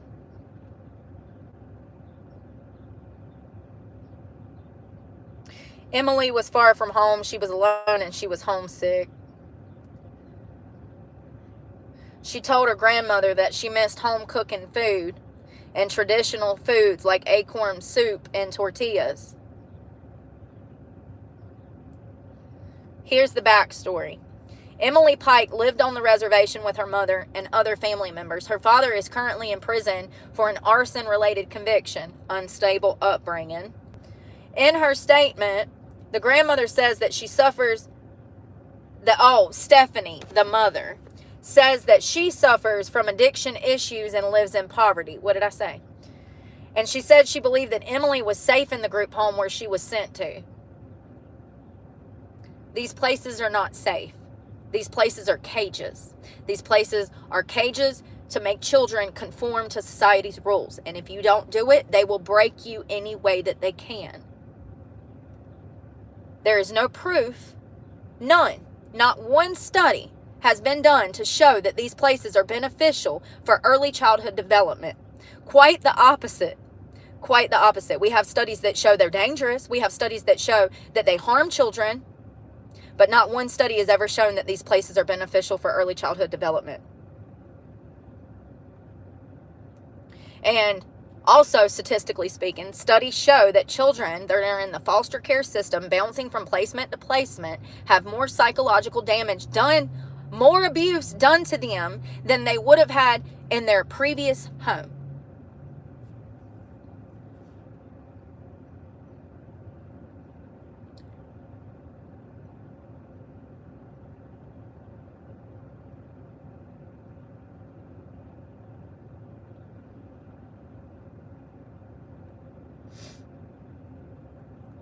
After Emily's body was found, the San Carlos Apache tribe called for an investigation into the group home licensing and also agreed to investigate how her sexual assault report was handled.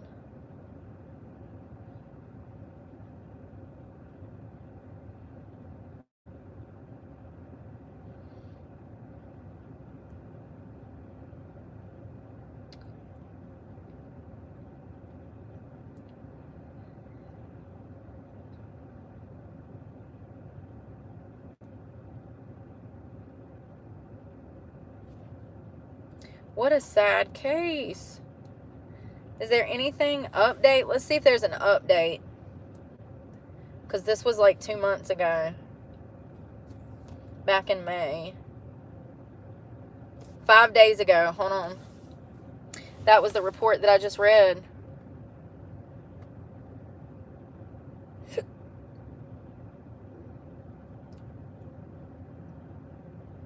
So it looks like back in May, the FBI issued a reward for info on the killer of Emily Pike a day after the FBI director, Kash Patel, meets with the family. So it looks like the FBI director met with Stephanie and the grandmother and the Alred uncle. They're still offering a $75,000 reward for any information that leads to the killer of her. In my opinion, this is somebody that she knew. This is somebody trying to cover up the fact that they were doing something to her, in my opinion. The fact that she had already reported a sexual assault, it actually puts a target on her back in these facilities. These type of social workers that work in these facilities, they actually prey upon girls that have already been sexually assaulted. I'm speaking from personal experience. If the social workers in the group homes know that you were a victim of molestation and or rape, they feel even more entitled to assault you again. I'll never understand the psychology behind that. That's just evil. I hope that they get whoever killed her. In my opinion, it was a man. But we don't know. We don't know. It's horrific to think that that child kept running away, calling the cops herself and reporting crime, and they did nothing. This has been an ongoing issue with tribes across America for decades. There was a big movement that took place a few years ago with the red handprints on the face. What was that? What's the red hand over the mouth? It's a symbol that's used to indicate solidarity with missing and murdered Indigenous women and girls in North America. A lot of these tribes, because these tribes are self-operating, they usually don't like outsiders, specifically law enforcement. They want nothing to do with law enforcement. And so a lot of these women go missing and are found murdered, and the local authorities do nothing to help these Indigenous women across the country that are part of tribes. This was a huge thing that started taking place 5-6 years ago. And it's called the Missing and Murdered Indigenous Women Movement.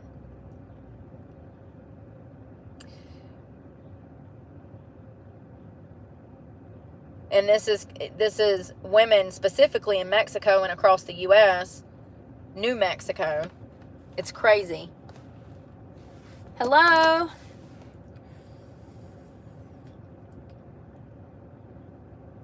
Yeah, the doctor, yeah, they'll offer medications without even knowing the true cause of the pain. Exactly.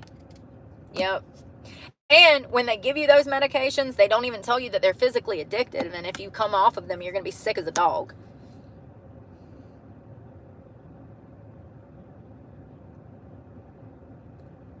When did this start?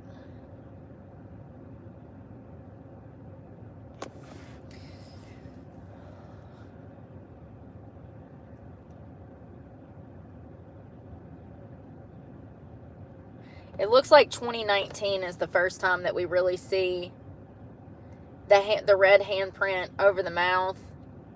And it's because all of these Indigenous women, hold on one second. How many Indigenous women cold case files are there?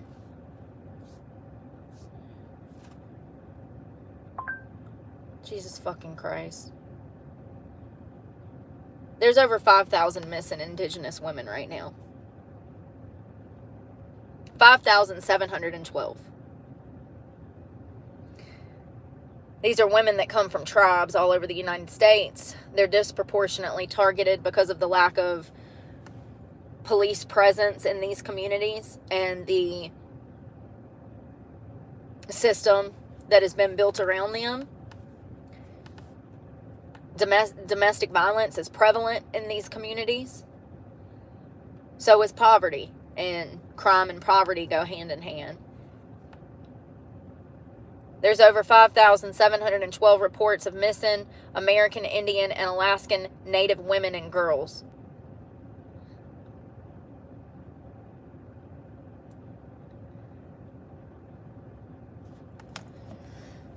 Who do y'all think that killed Emily?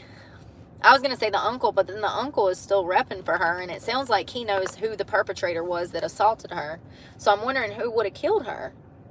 Was it a freak accident? Did they get in an argument at the group home and one of the social workers slap her, and then Emily start fighting back, and then the social worker strangle her, and then the social worker dismember her and dump her? That's more probable than not. So I'm wondering, like, who done this? Was it the guy that originally sexually assaulted her? Did he come back because they let him out of jail? Did he come back and kill her?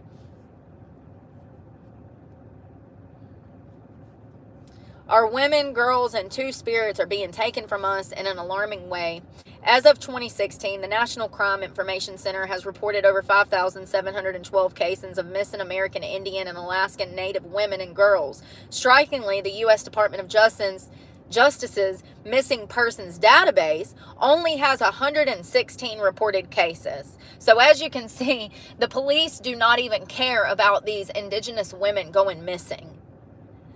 The Department of Justice only has 116 of those cases, but yet 5,700 exist.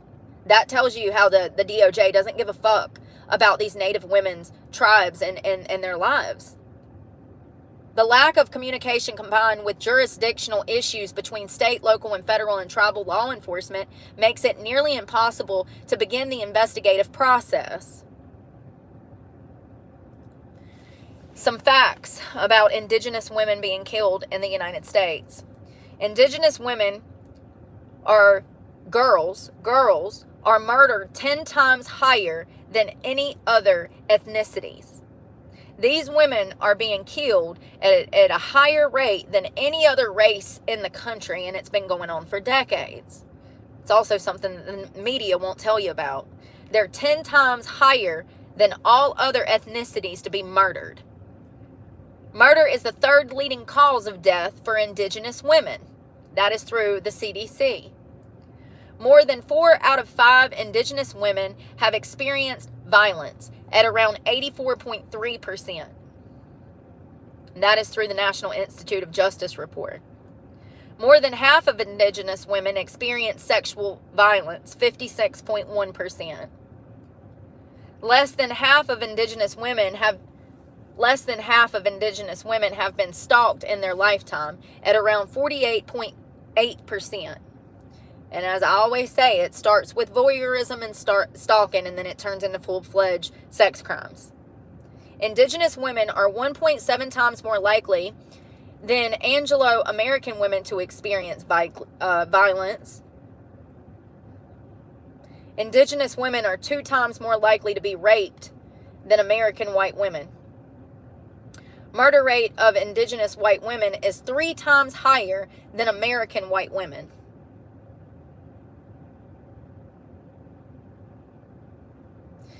Now, why wouldn't the government care? Great question. Because they want the land.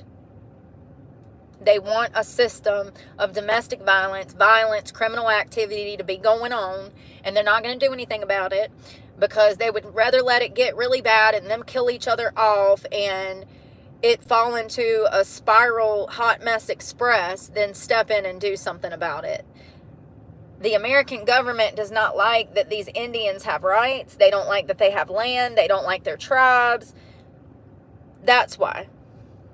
They're hoping that they annihilate themselves off of the land. Is that the word? Annihilate? You know what I mean. They have no reason to step in and help these women because they don't even want those tribes there.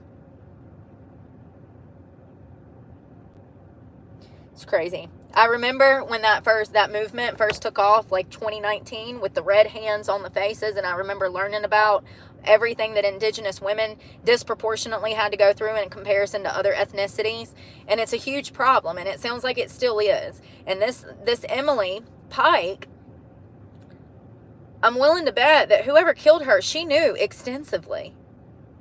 And I would be willing to bet that that group home has something to do with it, but there's no evidence to prove that. I just am speaking from my own personal experiences in these places, dealing with these social workers.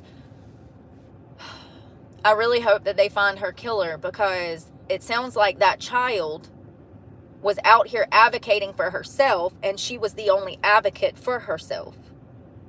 Granted, her uncle, who she lived with at one point, seems like he loved her very much and he's fighting for her, and her mother and her grandmother, but their hands are kind of tied. There's only so much they can do. They've admitted they have drug problems. They've admitted that they have problems with poverty. They don't have money to hire an attorney to fight the court system. They just don't. It sounds like Emily's mom had a problem with drugs. It sounds like they were living in poverty.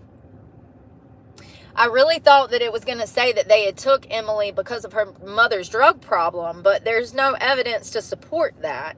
It appears by all accounts that Emily Pike was taken by the state because she was sexually assaulted, and they had to remove her from that situation because they let the perpetrator out of jail and he was never properly charged. So it sounds like this child was assaulted, made a report, and then punished for making a report, in my opinion. Because it does not say that the state took her because of drug issues and poverty. It says that she made a report and then she was placed in the Mesa home. Mesa? Anyways. then she was placed. It sounds like she was literally trying to get out of there, that it was a horrible situation. She was probably going through more abuse, even if it was just psychological, mental anguish from the workers and other girls in the homes. Those places are shitholes. They're absolute shitholes. And it's crazy to me that the government has built this false sense of safety in these establishments when they're highly dangerous. The troubled teen industry, that's what it's called. It's called the troubled teen industry. If you look that up, you'll find thousands of news articles. There are some of us out here fighting against the troubled teen industry because they were a part of it and they recognize the systematic failures that comes with these types of placements. They're not safe. They're not beneficial in the child. As I said, these reports you can find on Google. They've done studies on this. There's nothing to indicate that these type of placements are beneficial for the children. Matter of fact, it's quite the opposite. So why they even still exist is unbeknownst to me. It's sad. It's really sad. I was actually placed in one place called the Samarkand Youth Development Center, which was a training school for girls, young girls. And actually, when I first got there back in 2001, when I first got there, it was boys and girls. A week after I got there, or 2 weeks after I got there, they made it an all-girls training school. It was like a wilderness camp. And it was absolute torture. I was in there till 16 years of age, and I was sexually abused the entire 2 years that I was there by a staff member that worked for the Department of Corrections, a male. And I have firsthand knowledge in what goes on in these places because I grew up in these places. And poor Emily, once again, was the only advocate that she had was herself. It's disturbing. It really is. You would think, sure, maybe in 2002, back before touchscreen phones and the World Wide Web and the world of information, maybe there were sexual predators in these places. You would think by 2025 we would have this situation under control, but I can assure you that the problem has only gotten worse. These places are dangerous, and I wonder what poor Emily had to go through. Clearly somebody was trying to get rid of her because you don't dismember a body unless you're trying to get rid of somebody.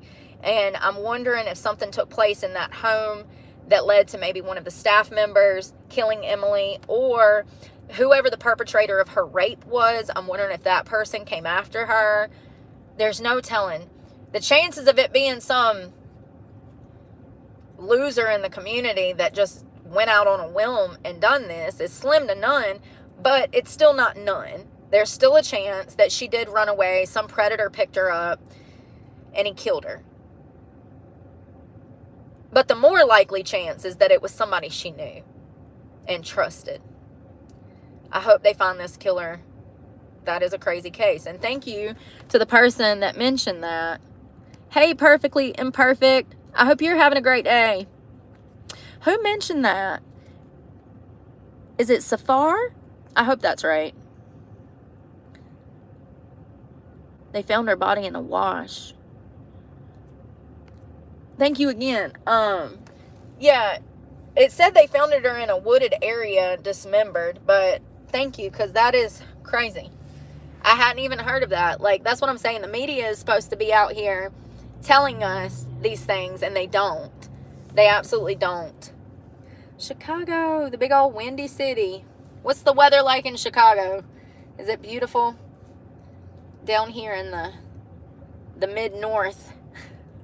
I'm in North Carolina. It's like the mid-north, you know. When I'm in Florida, I say I'm from the north, and people hear my accent, and they're like, there's no way. And I'm like, no, I'm like from like North Carolina, like that north, not like New York north, not like geographically north. I'm just from the north. You know what I mean? Yeah. 84 degrees here today. Not too bad. 41% humidity. So it's not too bad here today. Yeah, I wonder what poor Emily. 81 and sunny. That ain't bad at all. Welcome to summer. We're officially in summer.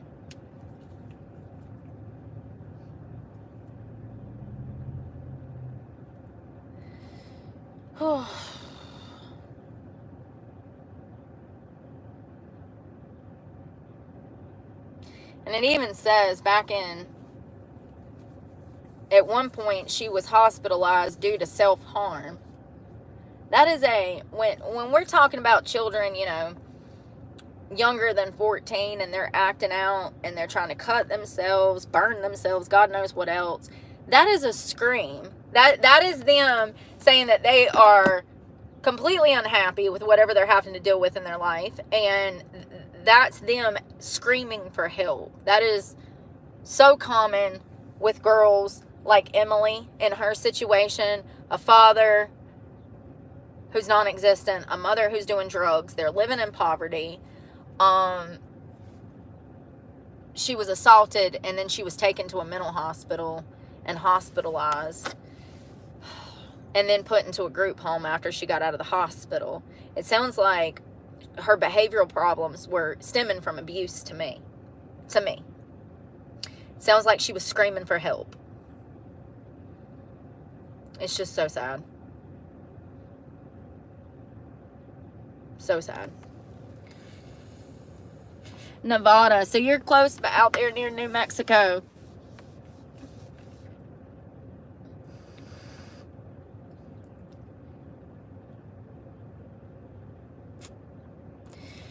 Yeah, let's see what education you have to work in a group home.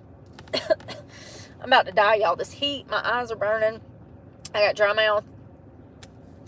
What kind of qualification do I have to have to work in a group home for teens?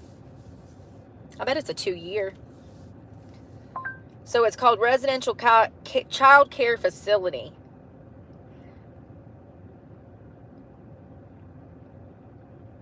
Oh, shit. It's even worse, y'all. You need a high school diploma.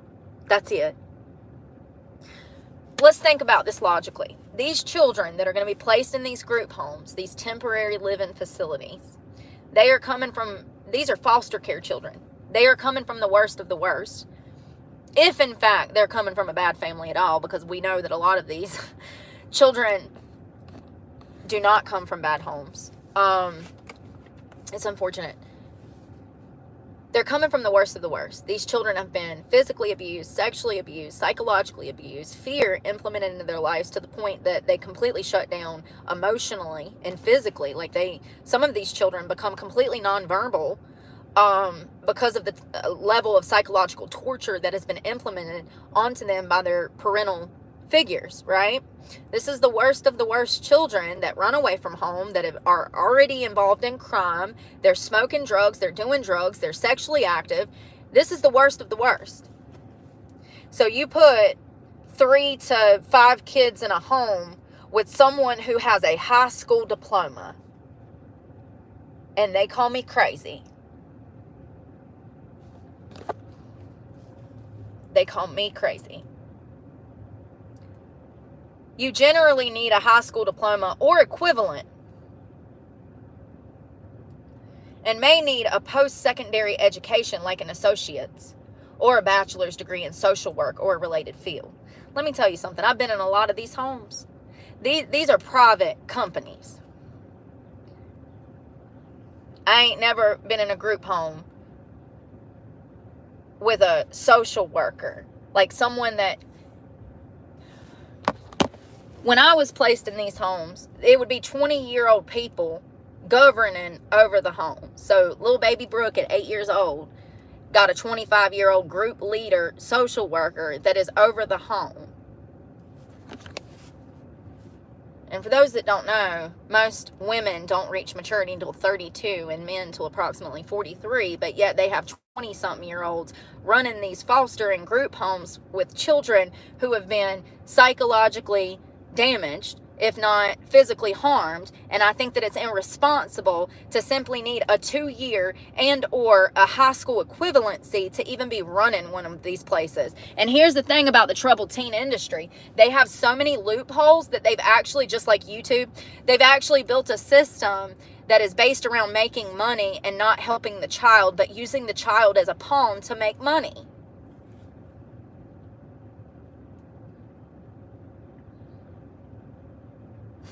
And it doesn't say that they have to have a 2-year. It says that it could be beneficial if they have a 2-year. What is going on, y'all? You try to be nice to people, and then they come over here with drama. Y'all, they'll get it one day, won't they? So you gonna come to my channel to try to shout out your channel for a little bit of, like, it's crazy. These people are crazy.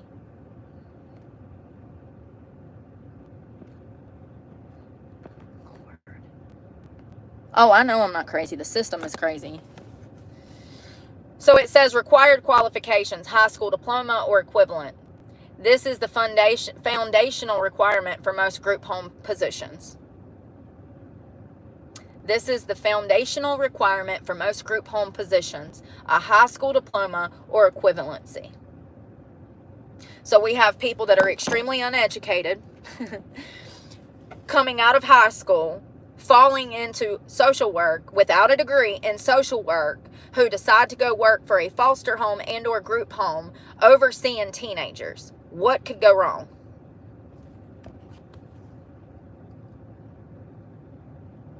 An associate's or bachelor's degree in social work, child development, or a related field can be beneficial and may be required for certain roles. Many employers offer training. Yeah, they do. So that you may not need prior experience in the field, but some experience working with youth can be an asset. So they do require CPR and first aid certification, along with a high school diploma and or equivalency, and a background check. So you got to have a high school and or equivalency, be able to pass CPR and first aid, and a background check, and boom, you're the director of a group home. After maybe like 1 or 2 years of service, you got to go on as a starting position. But just in a few years, if you can stick it out and deal with all them juveniles, you'll be a supervisor of somebody, honey. It's crazy. So it looks like, for example, according to the imprint.com, group home staff are required to have a high school diploma or equivalent plus 50 hours of child development or 1 year, so they can do 50 class units of child development and or 1 year of on-job experience in a residential treatment center. Some believe that group home staff should have at least an associate's degree in childhood development or social work. You think? I think they should have a bachelor's. What are you talking about? If you want to work with children that bad, honey, you need to learn about them and know what kind of children you're going to be dealing with. These group home staff have no baseline for psychology. They have no baseline for what these children actually need. And they don't listen to what these children have been through. They don't care. They're just there to get a paycheck. How to start a group home for youth. Let's click on this. What is this? Well, what? What? A comprehensive guide. Starting a group home for youth is a rewarding endeavor that allows you to provide care and guidance to young individuals who may need a safe and nurturing environment. Well, how are you going to do that with just a high school diploma, honey? Whether these youths are facing challenges such as homelessness, family instability, or behavioral issues, a group home can offer them the support that they need to thrive. They're going to burn in hell for even printing these lies. This guide will walk you through the essential steps and considerations required to start a group home for youth in the United States.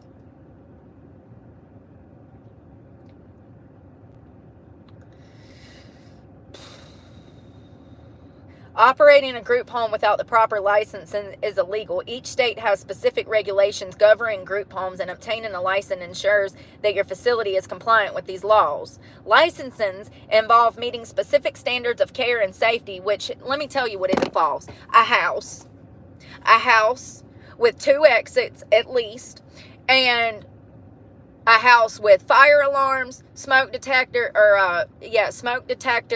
They will come in and make sure that there's fire extinguishers, at least 2 exits for everybody. The fire marshal has to search the property to make sure it's even inhabitable in order to pass the license. This is what they're talking about when they're talking about this. It's basic things that most people would have in their house. A back door, a front door, a smoke detector, and some fire extinguishers. They make it sound like they come in to make sure that the home is safe and being ran properly, when all it is going through a damn fire marshal to even start up the business. It's buffoonery. So, license involves meeting specific standards of care and safety, which help ensure that the youth in your home receive the best possible support. If we wanted to ensure that they were getting the best possible support, we would have clinical psychologists on site. We would have therapists on site. We would have behavioral management experts on site. None of that is there for these children being placed into these group homes. The buffoonery. These standards covers areas such as staff qualifications, facility conditions, and care protocols. Do you see anything in there that talks about what's in the benefit of the child? Many funding opportunities, including government grants and contracts, are available to licensed group homes. Ding, ding, ding. Money. This is crazy. Licensing also gives you access to resources and support from state agencies, which can be crucial for the success of your operation.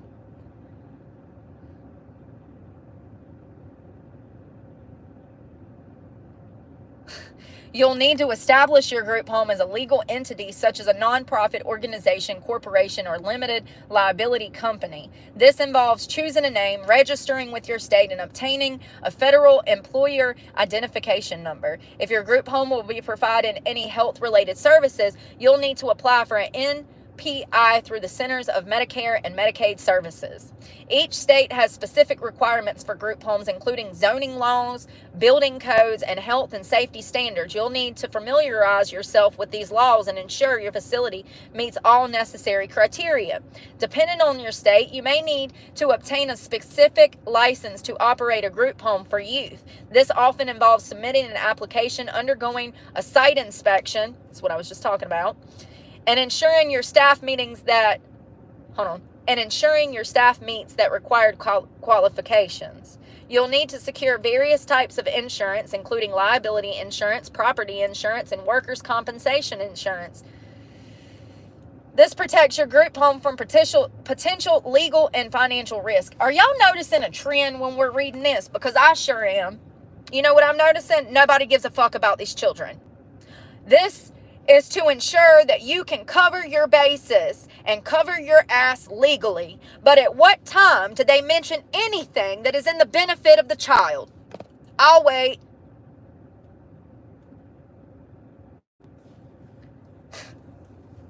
This protects your group home from potential legal and financial risk.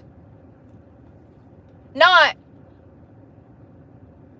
ensuring that your staff are properly educated will be in the benefit of the child to help them get through whatever trauma they've already been through. No, none of that. None of that. Not a fucking word of that.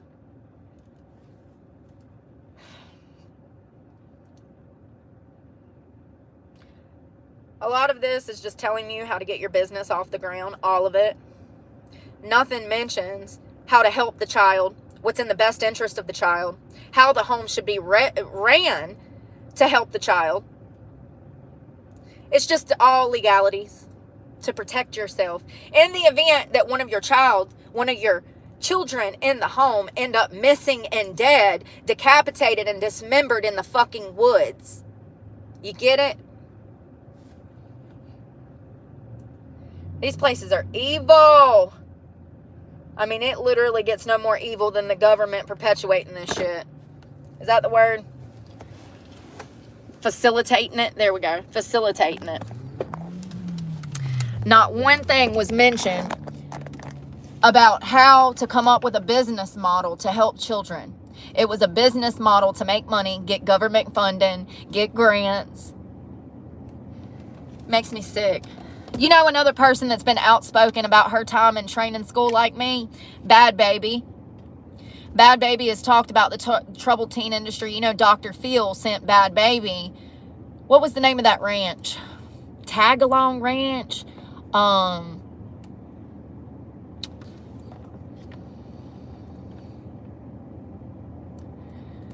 What was the ranch that Dr. Phil sent? What was the ranch that Dr. Phil sent Bad Baby to? I'm not sure I understand. Girl. Turnabout Ranch. It was called Turnabout Ranch. Dr. Phil had a young girl who we now know as Bad Baby. She was a teenager when she went, she didn't look like that back in the day, but she went on the Dr. Phil show, and Dr. Phil exploited these young girls. Dr. Phil has exploited everyone that come on his channel. I feel differently about that. So Danielle Bergoli is her name. Beautiful girl.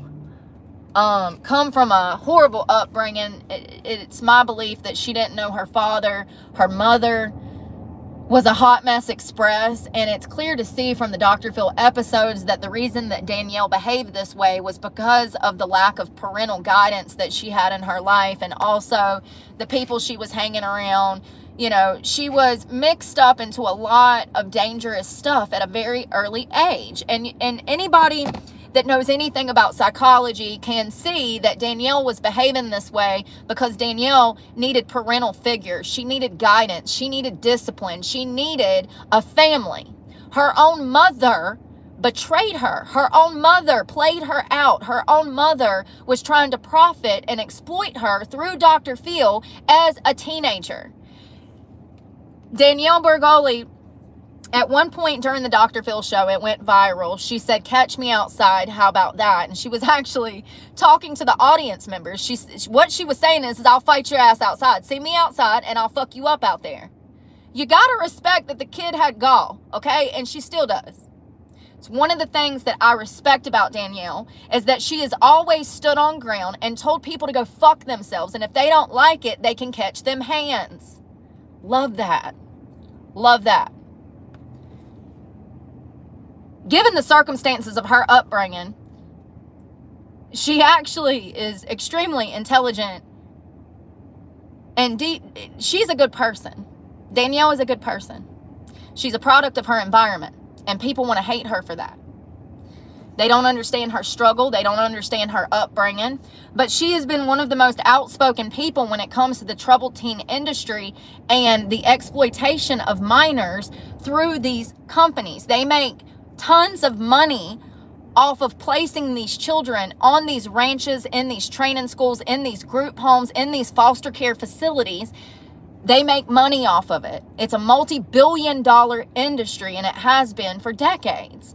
And Danielle was one of the first people that was outspoken publicly about the conditions in this ranch at Turnabout Ranch. She said it was absolute torture. The staff were evil. And it was hell on earth. I think that, given the circumstances of her upbringing, she should be proud of herself. She's a success story. She's worth over, like $50 million now. She monetized on her failures, and she rose up from her mistakes. And you have to respect that. I mean, she's still, I don't even think she's 25. And she's doing better than 90% of society. You can't be mad at a kid that comes from a horrible upbringing actually succeeding. I always root for the underdog. And I can tell that Danielle is a good person. But of course, people want to trash her because she's successful. How much is Danielle Bergoli worth? Says 35 million, but I've seen estimations of over 75 million. What happened was, how she got this money was, after the Dr. Phil show, she went viral. A lot of people liked her. She became a social media influencer. Then she started dipping her toes into rapping, and then she would do these rap battles. And I've listened to some of her stuff. I don't like her music. It's not for me. But she really got into music. And then on her 18th birthday, she decided to drop an OnlyFans. She was actually only 17 when she started setting all of this up in anticipation for her 18th birthday. And on the night of her 18th birthday, she dropped her OnlyFans. Do you know that it brought in over $50 million? Let's think about this rationally. How many of those people that spent $50 million on her OnlyFans, how many of those do you think would have still done that if she was only 16 or 17? Because I think all of them still would have done that, even if she was underage. When Danielle was asked if she thought that all of these men who had paid for this OnlyFans content, if she thought that they should be in jail, she said, quote, probably. Because she was literally barely 18 when this OnlyFans dropped. And so that goes to show that there was millions of men that were pining for her, that could not wait for the opportunity for her to show herself naked so that they could spend money to access those pictures. There's no denying that that was a smart move for her at the time because it made her a multimillionaire. I would advise against this behavior. Not much of us, girls that are not famous, not much of us could do that. We would drop an OnlyFans and then we might make $20, girl. So I will give her that. She played her cards right. She hit success, and she's a success story. It's really sad that she had to go through everything that she went through. Dr. Phil is notorious for exploiting young teenagers. There's also been rumors that he makes money off of these teenagers that are sent to these facilities. I think that there should be laws on the books to prevent this sort of predatory behavior. These children that go on his show that have behavioral problems are too young, in my opinion, to consent to being filmed and talking about these behavioral problems. Some of these young youth have drug problems, sexual activity problems. That is a sign of childhood sexual trauma. When we have a child that is 10, 8, 12 years old out here being fast, it's because they've been sexually abused. It is a red flag. We don't then go lock those children up in a home to be more sexually abused.